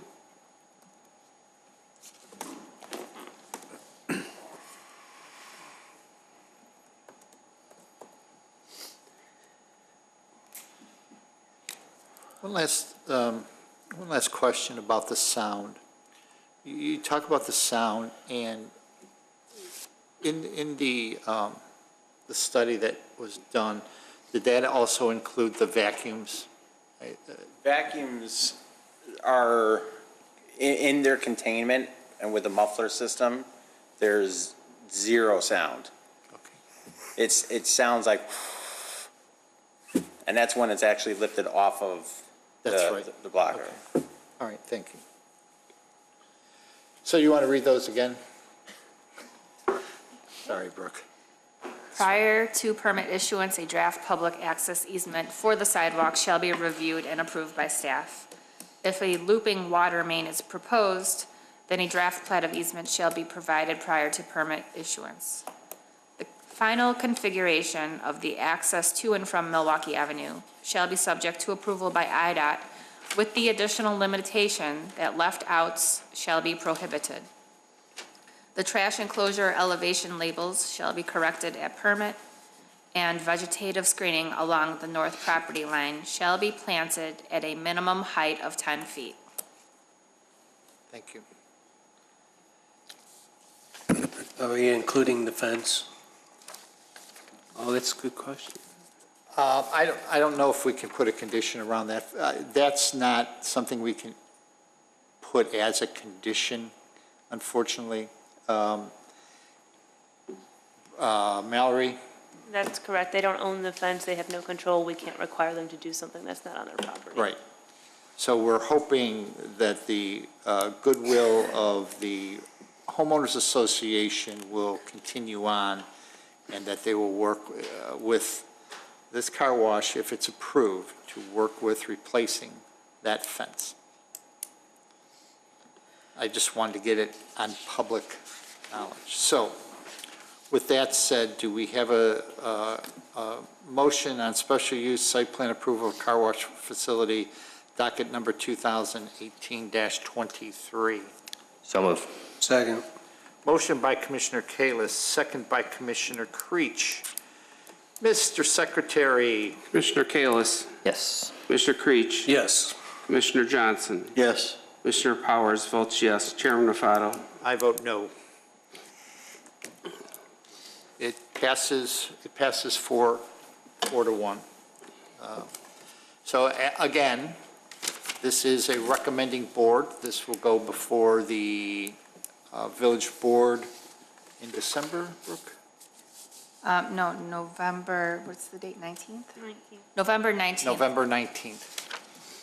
It will go before. May I inquire from the Yes. commissioner why the vote was no? My vote? Yes.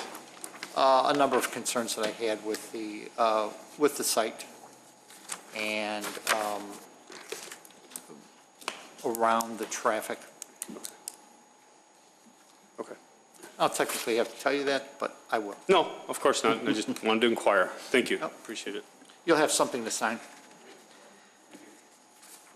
Thank you. Jim, don't forget to close the public hearing. A motion to close? So moved. Second. All those in favor? Aye. Brooke, you need a break? No, I'm okay right now. Just stand. We Mr. need- Spallone or another representative? Can I use your pad? You just need to sign this. This tells you what the conditions and what was approved and who approved it. And if you sign both of them, just to make sure. And then actually one copy is yours, but then we know you signed one of them too. So, okay, thank you very much and good luck.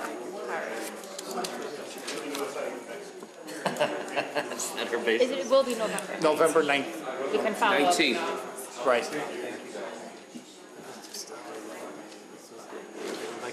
Do I have to gavel this? Yeah.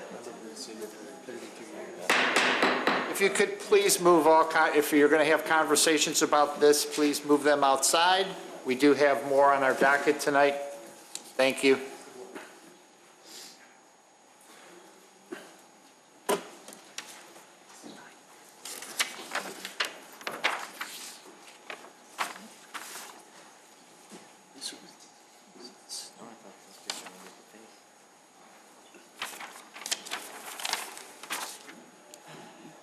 Calling docket number 2018-27, Pace Suburban Bus, 1600 South Wolf Road, special use site plan approval of a ground transportation service, large. Mr. Secretary. Docket number 2018-27, Pace Bus applicant on behalf of Allstate Insurance Company, property owner is seeking special use site plan approval as required under Title 19 zoning of the Wheeling Municipal Code, Chapter 19-07 Industrial Districts, Chapter 19-10 Use Regulations, Chapter 19-12 Site Plan Approval Requirements, and associated sections in order to establish a ground transportation service large at 1600 South Wolf Road, which is owned I-1 Light Industrial and Office District and I-3 General Industrial District. Standards for a special use. A zoning special use is defined in Title 19 of the Village of Wheeling zoning is the use of a parcel of land that requires review and consideration before approval due to circumstances or effects on the surrounding properties that may adversely affect them. In order to be considered for a special use, the petitioner is required to demonstrate through testimony to the Plan Commission at the public hearing why their request meets the conditions of the village code, including but not limited to how the proposed use will not damage the enjoyment or use of the surrounding properties. Prior to the public hearing, the petitioner provides written statements meant to show that their request for a special use meets the standards established in Title 19. The Commission chairperson will typically direct that these statements be entered into the record without a full reading of them at the hearing. Based upon the testimony and supporting materials submitted, the Plan Commission will make findings in support of or against the petitioner's testimony and report those findings to the village board. Mr. Chairman. Thank you. Brooke, anything to add? Yes, the staff reports and submittals of the petitioner are part of the public record. Great, thank you. So I assume a number of you will be speaking tonight? Hopefully just one. That'll be a Okay, so record. then please come forward, sir. But please raise your right hand. Do you swear the testimony you give tonight to be the truth? I do. Thank you. And if you could state your name and business address. Thank you. My name is T.J. Ross. I'm the Executive Director of Pace Suburban Bus. Headquarters is located at 550 West Algonquin Road, Arlington Heights, Illinois, 60005. Thank you. So the floor is yours to explain what you are proposing, sir. Okay. As you know, I bring before you for your review a proposal to locate Pace's Northwest Operations Division at the 1600 South Wolf location. As you also have stated, it's currently zoned I-1 and I-3, and the Wheeling zoning code calls for a special use permit for the use of the property as a transportation services, large. This site is approximately 23 acres with an existing building that contains a little over 400,000 square feet. Pace is in negotiations with the current owner to purchase the facility. Our proposal is to convert the facility to a transit operations center for Northwest Cook County.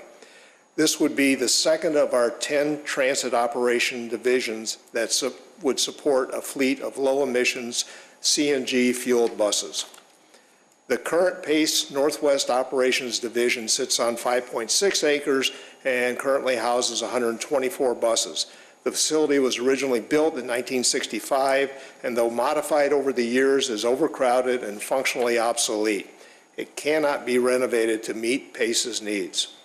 Pace has been working on finding a site for a new Northwest Transit Operations Center for several years. This location is attractive for our use for the following reasons. First of all, the location. It has access to I-294 and supports service in Northwest Cook, the I-90 corridor and I-294 corridor. As you know, we have implemented express bus service in the I-90 corridor, and we've seen significant ridership increases as a result. As the tollway completes the rebuilding of I-294 from Balmora South to 95th Street, a similar express bus service is planned, and this location would support those services.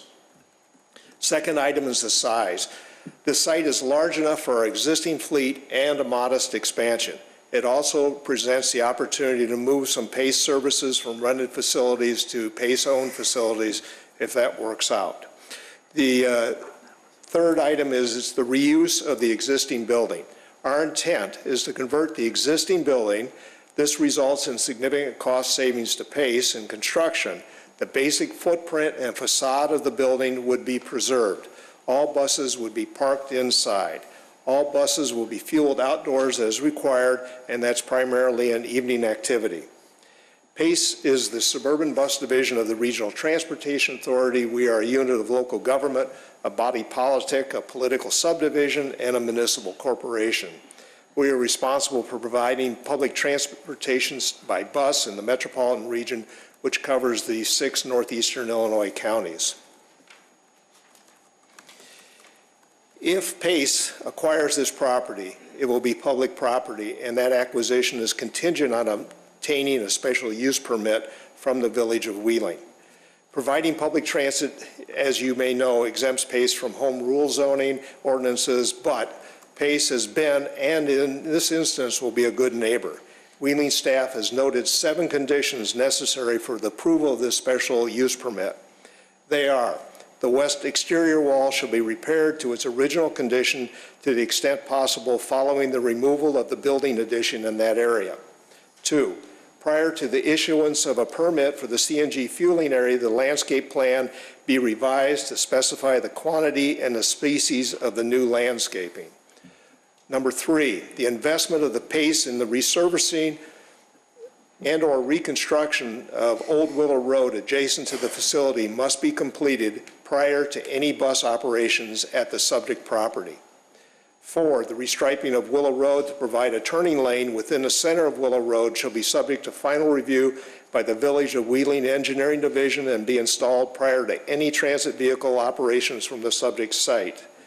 Number 5, the existing access to the subject site on Old Willow Road that is located 125 feet west of Wolf Road, Old Willow Road intersection shall be removed and the area restored prior to any transit vehicle operations from the subject site. Number 6, prior to any transit vehicle operations from the subject site, the west half of the Old Willow Road, Wolf Road intersection shall be widened subject to obtaining all necessary approvals from the village and IDOT. And finally, number 7, the site geometric plan shall be adjusted to remove conflicts identified in the fire department review of the turning radius diagram, which was provided on November 2nd, 2018. We understand all 7 of these conditions and agree to comply with them as required by the village.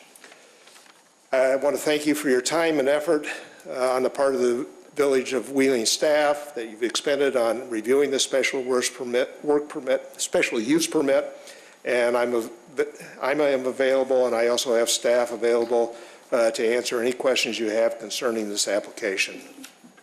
Thank you, sir.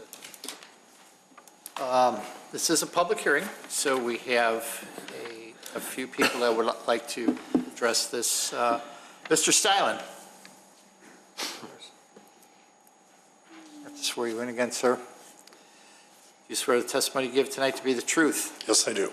Your name and address, sir. Terry Stylen, 473 Briarwood Drive, Wheeling, Illinois. It's kind of unusual for me to be up here tonight, but I just want to let you know, I was horrified when I looked at the packet, the number of pages in that packet, especially on the traffic study, was absolutely horrendous. However, I was really amazed when I got into the traffic study, and I guess I probably should have known that being a bus company, they know when a bus is going to be at any given bus stop at any time during the day. And they provided tables for when every bus is going to leave, and 4 minutes later another bus is going to leave, and then 3 minutes later this bus will leave, and then 2 minutes later 2 buses will leave. I mean, it was actually, the amount of detail in that packet was phenomenal. I think the traffic study almost did a very outstanding job. Now, I might have missed it in all the tables, but my concern is going to be, as was stated, the preponderance of the bus traffic is going to leave towards Palatine Road and then go out, and I presume that they will be coming back Palatine Road and getting back into that intersection. And I'm not sure that there was a traffic analysis of the impact at the Wolf Road, Palatine Road intersection. And I just want to make sure that there's going to be sufficient turning capacity and all that stuff to handle the bus traffic. I think they know going out exactly when the buses are going to leave, but coming back, I'm worried that there might be a lot of stacking, and that particular intersection gets kind of bogged down in the evening rush. And, I might have missed it in the study, so if I did, I apologize. Thank you. Matt Osmond? Good morning, Matt. Good evening, Matt. Matt, please raise your right hand. Do you swear the testimony you give tonight to be the truth? Yes, I do. And your name and address? My name is Matt Osmond.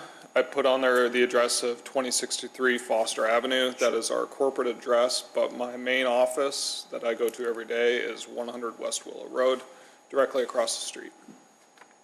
Okay, cool. I'm sorry. I came to you guys because I have significant worries about the traffic coming in to the area. We have upwards of 20 semi-trucks at least daily coming in and out of that area. Willow Road, Old Willow, is not wide enough, in my opinion, to support bus traffic going in and out, as well as all the semi-traffic. I also have big issues with the intersection at Old Willow and Wolf. The intersection right now cannot support a semi turning right from Wolf onto Old Willow. A semi-truck turning right either drives over the sidewalk or has to turn into the left turn lane on Old Willow. I'm there daily. It happens multiple times daily. My request would be that before they are allowed to go operational, that the intersection must be redone to support all of the traffic, and Willow Road must be redone. Old Willow must be redone. It's not possible, and if they're allowed to go operational, which, you know, I have spoken with Mr. Ross about this, his intent is to go operational before the renovations, if that is the case, because all of this is up to IDOT. IDOT controls that intersection, so it's not in Wheeling's hands. So it could be a matter of 5 years, even if it's granted. So that would put significant burden on my business to operate. And it's, in my opinion, I find it unfair, especially as I find out that Pace is also not going to be a property taxpayer because of the public, because it's a government entity, and I am. And anything that puts my business into a significant difficulty like this to operate on a daily basis is extremely concerning. And where is your property again in relationship to the subject property? My main office and our primary manufacturing plant is right there in that photo. So you're on the west side of Old Willow? North side. Yes, it would be the north side. North side. Yes. Okay, thank you. Yes, thank you. Thank you. So, Mr. Ross, if you could come up here, I'm not going to lose it this time. Can you address, there seems to, citizens and actually a business owner, Mr. Silent talked about the capacity at Wolf and Palatine. And then also he discussed, similar to what Mr. Osmond was discussing, about the stacking and the ability to turn right onto Old Willow, and how his semis that he gets. And sir, what is the name of your business? Crescent Cardboard. Okay, thank you. That's what I thought, but wanted to make sure. That intersection needs to be upgraded along with, and I guess even with all of the additional traffic that's going to be on that road, from an engineering perspective, well, does it have the wherewithal to handle that? But I'll let you address the questions that have come up. The traffic at Wolf and Palatine, and also that intersection not being able to handle right turn in onto Old Willow Road. Okay, item number 6 that the Wheeling staff has put in as a requirement that we've approved, we've agreed to do, is prior to any transit vehicle operations from the subject site, the west half of Old Willow Wolf Road intersection shall be widened subject to obtaining all necessary approvals from the village and IDOT. And that deals specifically with the issue of being able to southbound, if you're southbound on Wolf, make a right-hand turn to go westbound on Old Willow Road. And currently, that's insufficient. The design there is insufficient for everybody. You can't have a car sitting in the left-hand turn lane and have a tractor-trailer unit make that right-hand turn. They can't do it. So you have to back up. Mr. Osmond, we had a conversation about that. And so that has to be fixed before we would do any operations out of that garage. So that's a geometric problem. All of our bus service, during the peak hour, our buses are out on the street operating. So when we are returning to the garage, it's during off-peaks. It's either midday because we've operated during the peak and we return during the off-peak, or it's in the evening. So that minimizes the impact on all the intersections. We're not entering and exiting this garage with buses during the peak hour. In fact, we submitted that list. And we have CMT do a traffic study at that intersection. Did we do a traffic study at Wolf and Palatine? No. We didn't do a traffic study at Palatine and I-294 either. We're going to be there during the off-peak, and that's typically when we're running out of the garages. We have to, we're a peak hour service. We got to be out on the street. Thank you, sir. That was the two questions, right? Yes, it was. Okay. Yep. Is there anybody else that wishes to speak on this matter? Hi, good evening. Mary Ann Ligori, 105 Deborah. And do you swear the testimony you give tonight to be the truth? I do. Thank you. I just wanted to bring to attention and to remind you that property, 400 and some, Woodman's is, we've all been to Woodman's, I'm sure, since it opened. The piece of property that houses the Allstate is more than double that. The facility just went under, just laid off, I think it was 220 employees, 4 to 5 people per family member. It's a large impact on the potential of what that property could generate. It's almost $1 million a year now that it pays towards property taxes. Over 10 years, 10 million, 20 years, 20 million. So to just approve something, the property, it's still warm. It's still, property just went under. Allstate just closed and relocated their printing services elsewhere. I just wanted you to be cautionary to quickly approve something on something that it can generate so much more for Wheeling. It's a large loss of employment, and in their packet, they had potential for residents for employment. They're not opening up employment, they're just moving from one place to another. The road is very small. It's 2 lanes, Wolf Road. It's a traffic nightmare, but just the potential, the tax revenue, it would be a huge loss to the village of Wheeling. It would be a huge loss to not have opportunity for manufacturing, for something else to go in there. That's it. I just wanted you to be conscientious of your thoughts while you are voting on this. Thank you. Thank you.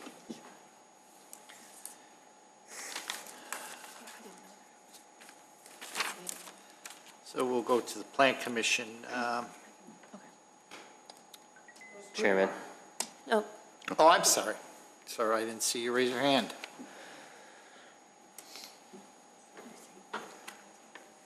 Please raise your right hand. Do you swear the testimony you give tonight to be the truth? Yes, I do. And your name and address? Gregory Piasny. I live 2007 North Wolf Road. Okay. I understand this is going to be fueling facility with the buses. And for the buses, they need the big tanks. I'm worried if this tank's going to erupt or something.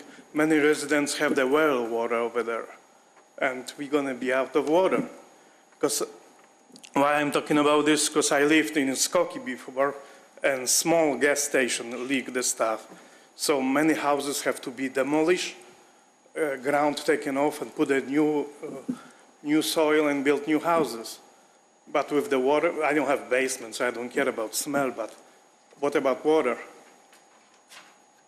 This is my main concern. Okay, great, thank you. Mr. Ross, would you like to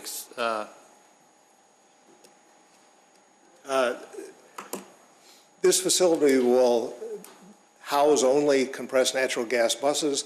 There will be no diesel buses operated at this facility. We have no underground diesel storage tanks at this facility.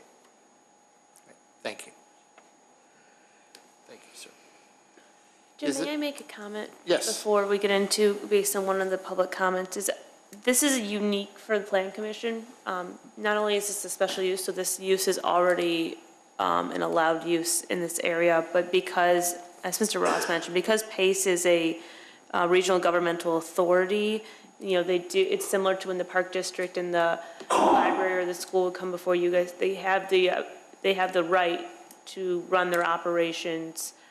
So the consideration of property taxes and stuff should not be part of the Plan Commission's considerations for this. You should focus on more on the impacts that we've already been talking about, traffic and traffic flow and those kind of things. So I just wanted to, it's a unique, very unique situation, but they are another governmental entity and have rights. Thank you. Is there anyone else wishing to speak on this matter? Thank you. So Commissioner Powers. Thank you, Mr. Chairman. So the plan is... Mr. Ross, if you could come up here, he's going to be asking questions. Thank you. Just a couple. So the plan is to, over a 3-year period, to fully relocate from your current facility in Des Plaines over to this one? And that would be the minimum time period it would take. Minimum time period, okay. And then no matter what, there will not be any diesel buses going into the proposed facility, is that right? No, we are not going to fuel them there. That isn't going to happen. Okay. What is Milwaukee ART? I saw it in the packet. What is it? It is from Jeff Park to Golf Mill. We are putting in what is a limited stop, faster bus service, and that will go into service in about 12 months. So there's just 7 stops on each side through that area. So that's like a new route you're proposing or something? Once this facility becomes a faster service, okay. More on time, using a little bit different kind of buses. And then you currently rent space for print shop and van pool, and that's being incorporated into your new facility, correct? That is a thought. If we. But you did have on your in your floor plan or whatever, you did accommodate room for that potential, correct? We do have room correct? for that, right. Okay.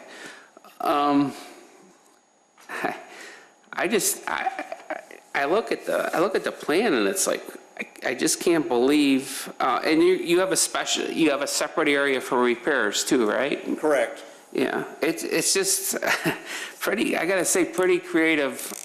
How you're getting all that stuff in there, and it looks like one of the diagrams. It's like you parking all those buses in there. You only got like 3 feet between them. It's really pretty interesting. The only concern I have is the road improvements for Old Willow. How we get a handle on that is if this.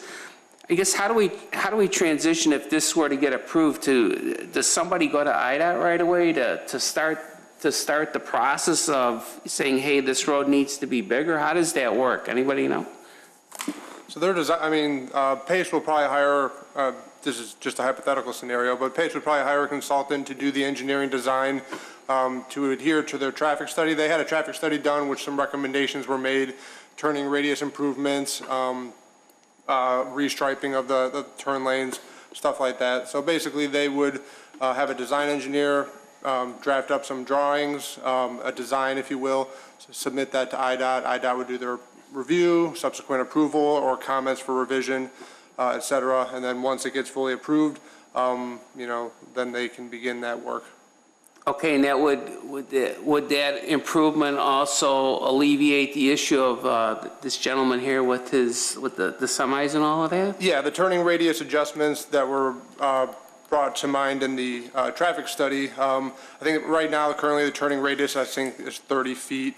I think the traffic study proposed an increase of up to, I think, 50 feet, if I'm not mistaken. Either way, an improvement over what's existing now definitely would help truck traffic in addition to bus traffic make that turn. So I don't think there's actually a right turn lane on southbound Wolf going to Old Willow, right? So would that, like a separate right turn lane be a possibility, or probably not?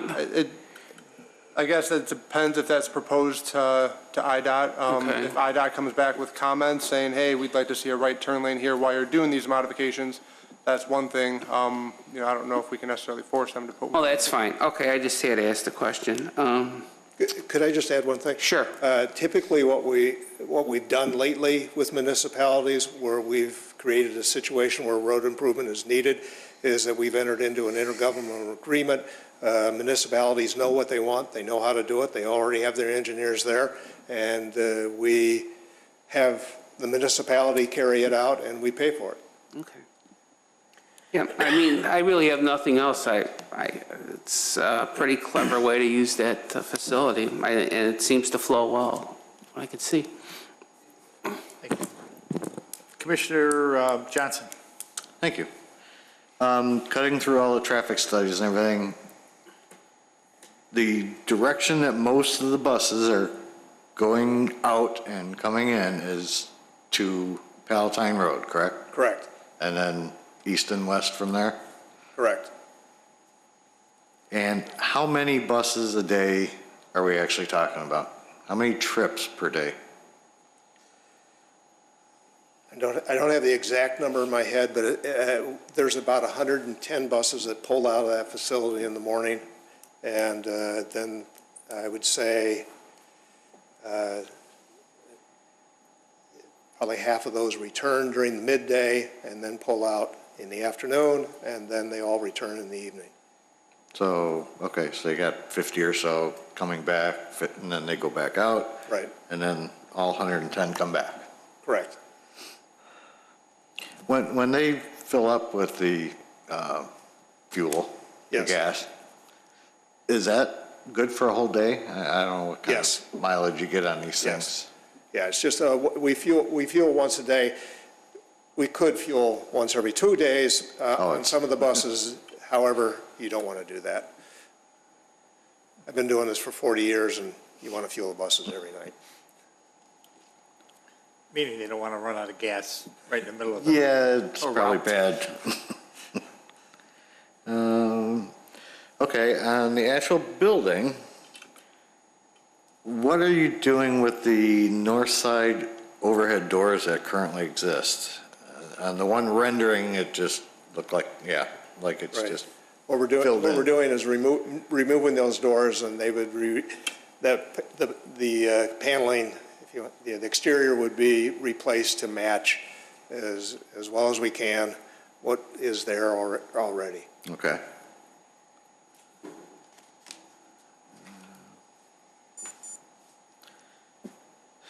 Those tables that you provided in the packet, I got lost in those.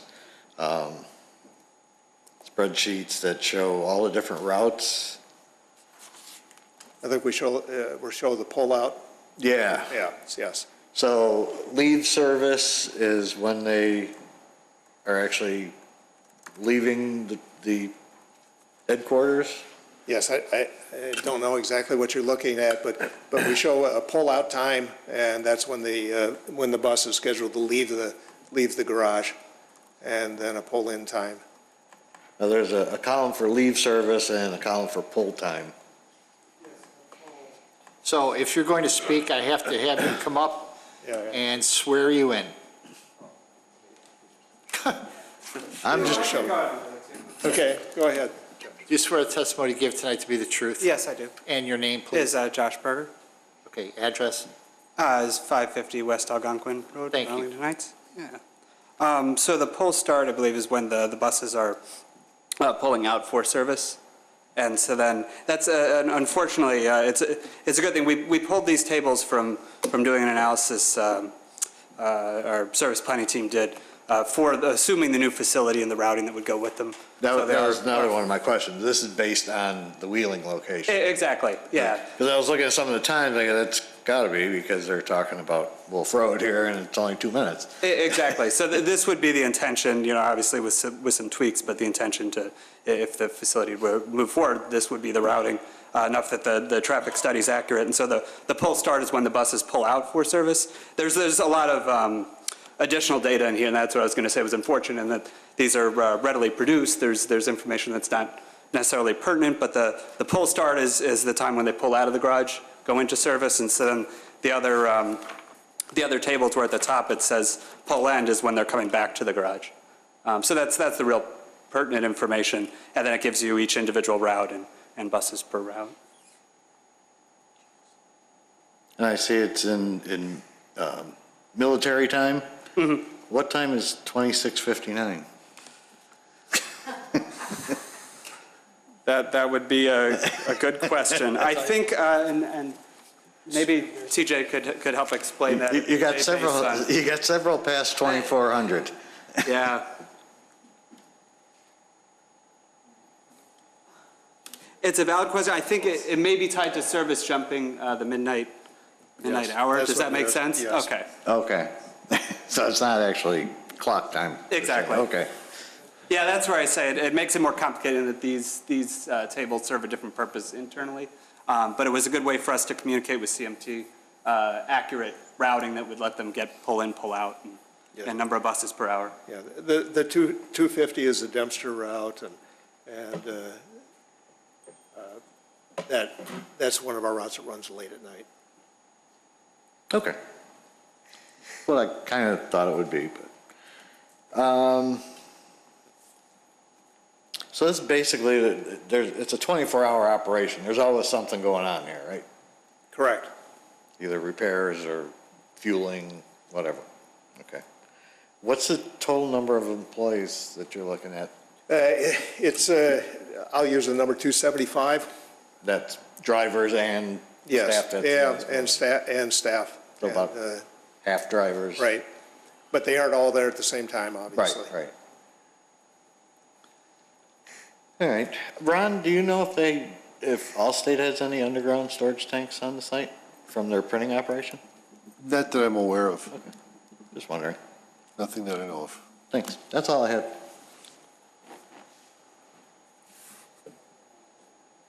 Commissioner Kalis. Thank you. You mentioned the buses are low emissions. What is that compared to cars? What does low emissions mean as it pertains to your buses?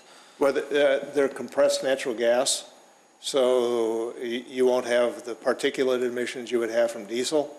And there's a new design on compressed natural gas buses that reduces NOx, reduces hydrocarbon emissions and CO. Okay. The rough equivalent of the engines because these buses have not been bought for this garage, we have to buy them, would be roughly equivalent to the carbon outtake, the carbon production that you would see if you had battery-powered buses, because you have to use petroleum in many cases or natural gas to produce electricity. So they're very close. Okay. And I think this question might have been asked, but I missed something that Commissioner Johnson said. The buses only come out of the in and out of the north side, is that correct? Like not on the side where right here? The northwest. Right. Yeah, basically there's one door in. Okay, they would not be coming out on the neighborhood side? No. Okay. Absolutely not. Okay. So you did mention in passing that the print is an idea, it's not necessarily a plan. So 23 acres is a huge amount, as one of the citizens mentioned. Oh, you mean the print shop? Yeah, right. I mean, yes, if that turns out to be a practical solution, we'd like to do that. So I'm thinking of, you said your current location is 4 and change acres and it's not enough? 5.6. 5.6 and it's not enough. 23 is a huge jump, so obviously, I'm just curious, using the 23 acres of space effectively, are you going to use it all up with the combination of storage, office, or is it just room for growth in the future as well? My reading of your code requires a certain amount of open space on there, and I think that we're at that point, pretty close to it. Okay. That's my memory of it. Okay. And then it was also mentioned, I'm sure Chairman will ask, but there was a question about the jobs. You're moving all your employees from the current location. There are no new jobs being But created. we're always looking for people. For sure. Okay. It's, and they are good paying jobs with benefits. Okay. That question was asked. And then the other question, I mean, obviously it's not a question, it's just the concern about the street size and the intersection, but that's going to be addressed. That's it for me. Thanks. Commissioner Creech. I have nothing, thank you. So, everybody has brought it up about possibly moving some other activities to this site, print shop being one of them. The number of employees, are those employees factored into your 275? We currently have 3 people in our print shop, so it would be additive. But it was not only, it wasn't only the print shop? We have Vanpool storage, and our Vanpool fleet is stored outdoors at another location. So does that add more employees? And the reason I ask is that because you're currently our parking requirement is 1 space per employee. You have, right now, it looks like you have 14 surplus spaces. Exactly. So the intent was, if it helps not to cut you off, the parking analysis is based on all the spaces shown. So it assumes the print shop is included, it assumes the Vanderbilt offices, which is roughly 20 people or so. Okay. And the last question I have is that, and I looked for it again, but I could not find it. There's the, Brooke, can you do the overhead shot of the property? This one? Yeah, so the parking lot that's up north there, is that part of your? The small piece that is actually the southeast corner? Yeah, right. Yes, that's part of the property, yes. Okay, and that's still going to be a parking lot, and that drive is going to be open to that? That's the intent, yes. Okay, all right. So, but what you're doing is you're closing off the... Access closest to Wolf Road on the... North. Okay, that one, you're closing off that one. Right. Okay, and leaving the other 2 open, right? And now, they will not be going westbound on Willow Road, correct, over the tracks? No, they will not be going across, across the intersection. That goes into residential industrial and also residential. Oh, west. West. Yeah, I'm getting turned around too because it was. Right. I don't see how we do that and maintain a schedule. Okay, good. And then what are the number of buses that would potentially go, and I don't need an exact number, south on Wolf Road? Because you're getting then into more residential. Yes. Our intent is to not go south on Wolf Road. I don't know how we keep, we have 1 bus route that operates on that already. Yeah. And our intent would be not to be pulling out and going south on Wolf Road.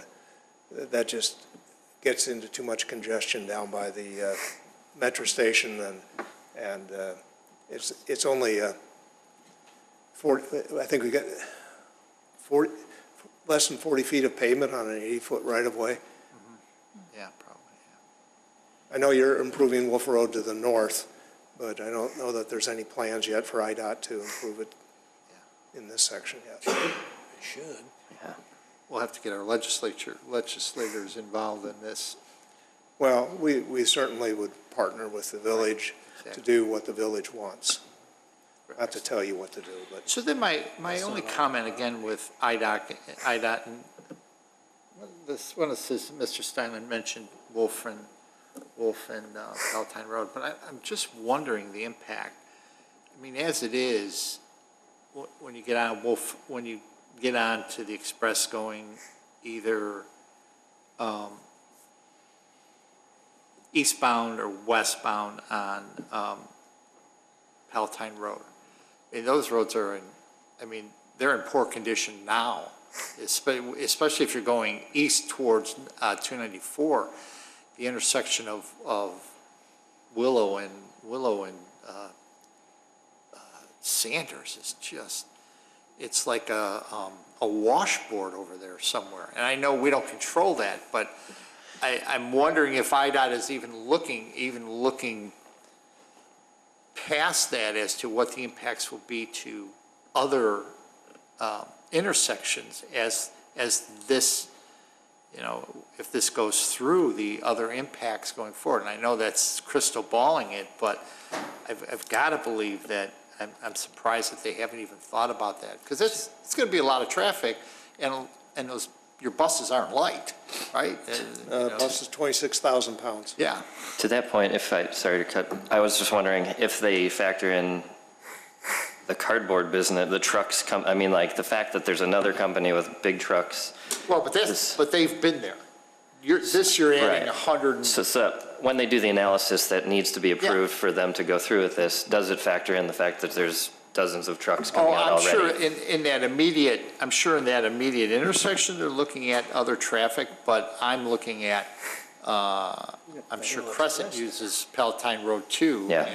And this is additional traffic that has not been there, that I'm talking about. Yeah. Yeah, that's what I'm talking about.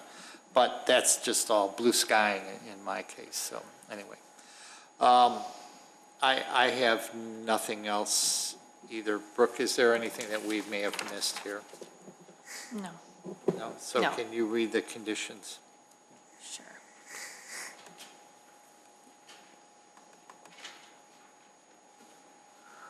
Okay. There are 7 conditions in the staff report.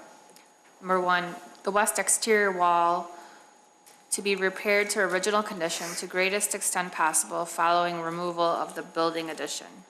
2, prior to permit issuance for CNG fueling area, the landscape plan shall be revised to specify quantity and species of new landscaping. 3, prior to bus operations, the proposed property purchaser shall invest in Willow Road roadway resurfacing/reconstruction. 4, prior to bus operations, Willow Road shall be restriped to provide turning lane within the center of road, subject to engineering review. 5, prior to bus operations, the existing east driveway access on Willow Road shall be removed and the area restored. 6, prior to bus operations, the west half of Willow Road/Wolf Road intersection shall be widened subject to village and IDOT approvals. And 7, site geometric plan shall be adjusted to remove conflicts per the fire department review of turning radius diagram. So do I hear a motion? Mr. Chairman, I had one more question I want to Yes. throw in. The van pool storage, are those vans also compressed natural gas, or are they No, they're regular currently gas? gasoline. They're fueled elsewhere? Regular gas stations. Okay, thank you. I will make that motion, Mr. Chairman. I'll second. Motion by Commissioner Johnson, second by Commissioner Powers. Mr. Secretary. Commissioner Johnson? Yes. Commissioner Powers votes yes. Commissioner Creech? Yes. Commissioner Kalis? Yes. And Chairman Rafato? Yes. Motion to close docket number 2018-27. So moved. Second. All those in favor? Aye. Thank you, sir. You'll just have something to sign and then. Thank you very much. Appreciate your time.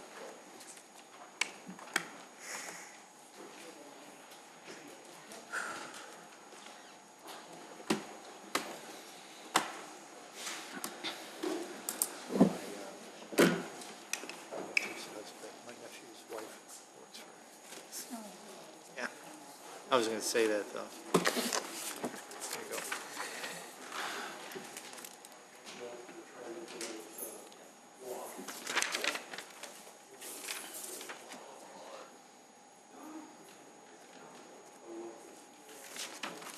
Sir, Mr. Ross, if you could sign these 2 things right there. And it just shows the conditions. One copy is yours. And the other one, yeah, you don't have to sign that one. That one's yours. That you watched Monday? You can keep that. Okay, thank you very much. Thank you. Fair Place is coming back to us.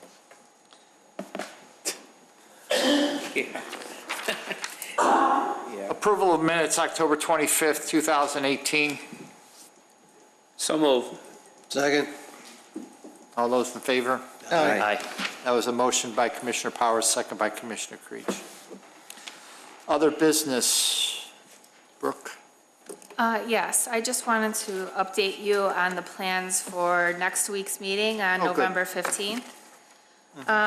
It's a regularly scheduled meeting, but we've cleared the agenda to allow the consultant that's working on the station area plan to provide a presentation to the Plan Commission regarding their work on the updates to that plan. So there will be opportunity for the Plan Commission to provide feedback, but it will not be a public hearing at that time. Will More that of a be- workshop. Will that be up here or? It will be here. So is the village board not going to be here? It's not a joint meeting. Okay, because So you may see- originally, Right, we originally thought it might be a joint meeting, but right, of course, everyone's invited to attend, but it's primarily a Plan Commission okay, meeting. cool, that's fine. All right. Steve, any other business? Okay, thank you. Don? A lot of stuff going on around town now. The Uptown 500 's really moving out. The Wheeling Metals is well underway with their expansion. It's good to see. It is. Yes, it is. Anything else, sir? No. Commissioner Powers? Just want to say, extend my deepest sympathy to the Dorban family. Pam, her heart bled Wheeling. She did so many things, and she had so much energy, and I learned a lot from her, and she'll be, I will miss her terribly. So, God bless her. Thank you. Commissioner Kalis? Nothing here? Thank you. Commissioner Creech? Nothing here. Thank you. And there is a service for Pam tomorrow morning at 10 o'clock at St. Mary Church in Buffalo Grove, and the same sentiments that Steve just said, so thank you. A motion to adjourn? So moved. Second? All those in favor? Aye. Aye.